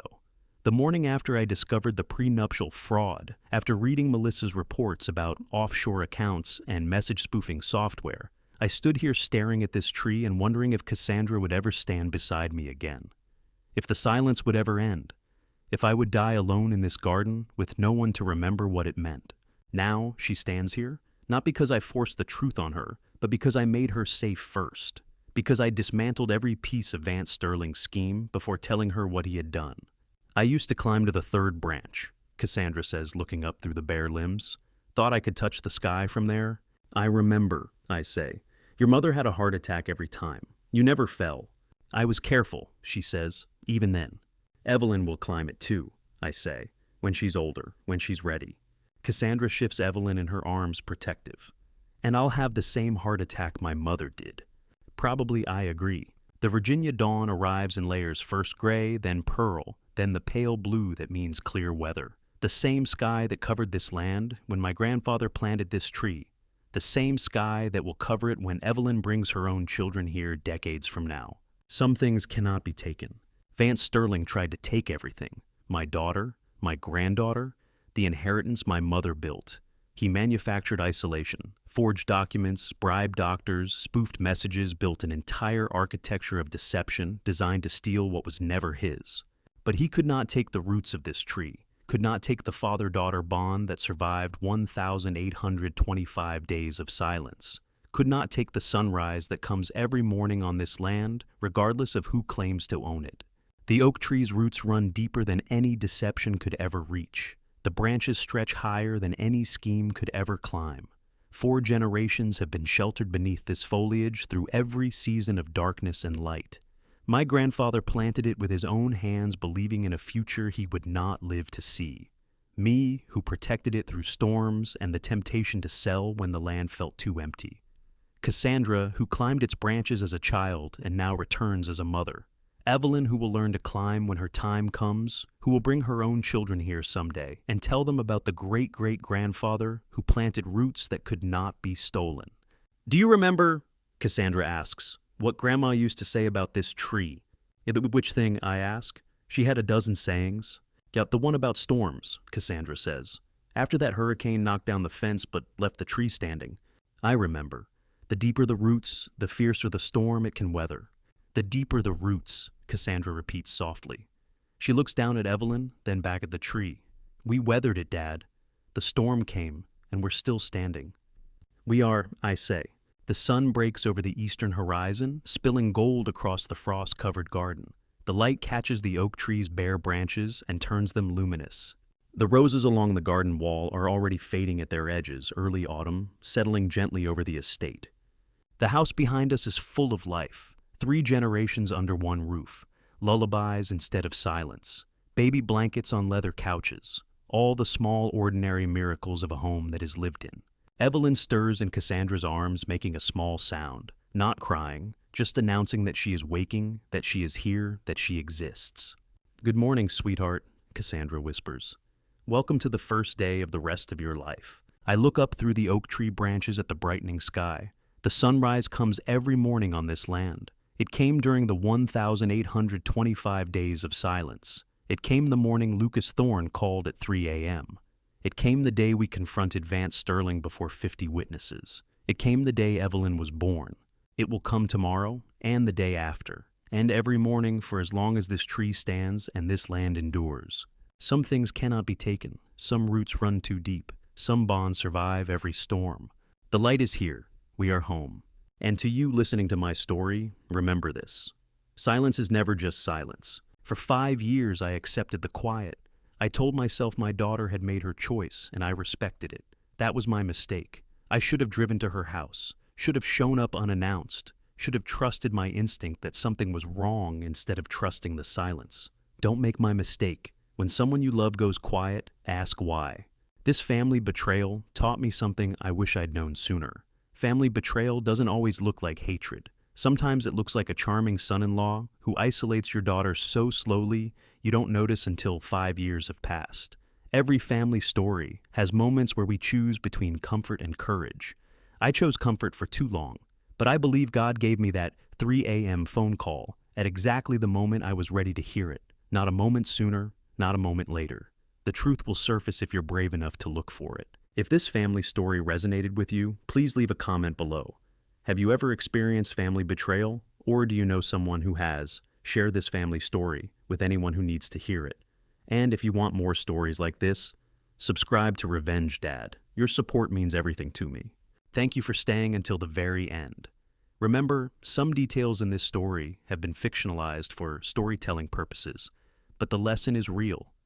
Protect the people you love. Trust your instincts, and never accept silence when your heart tells you something is wrong.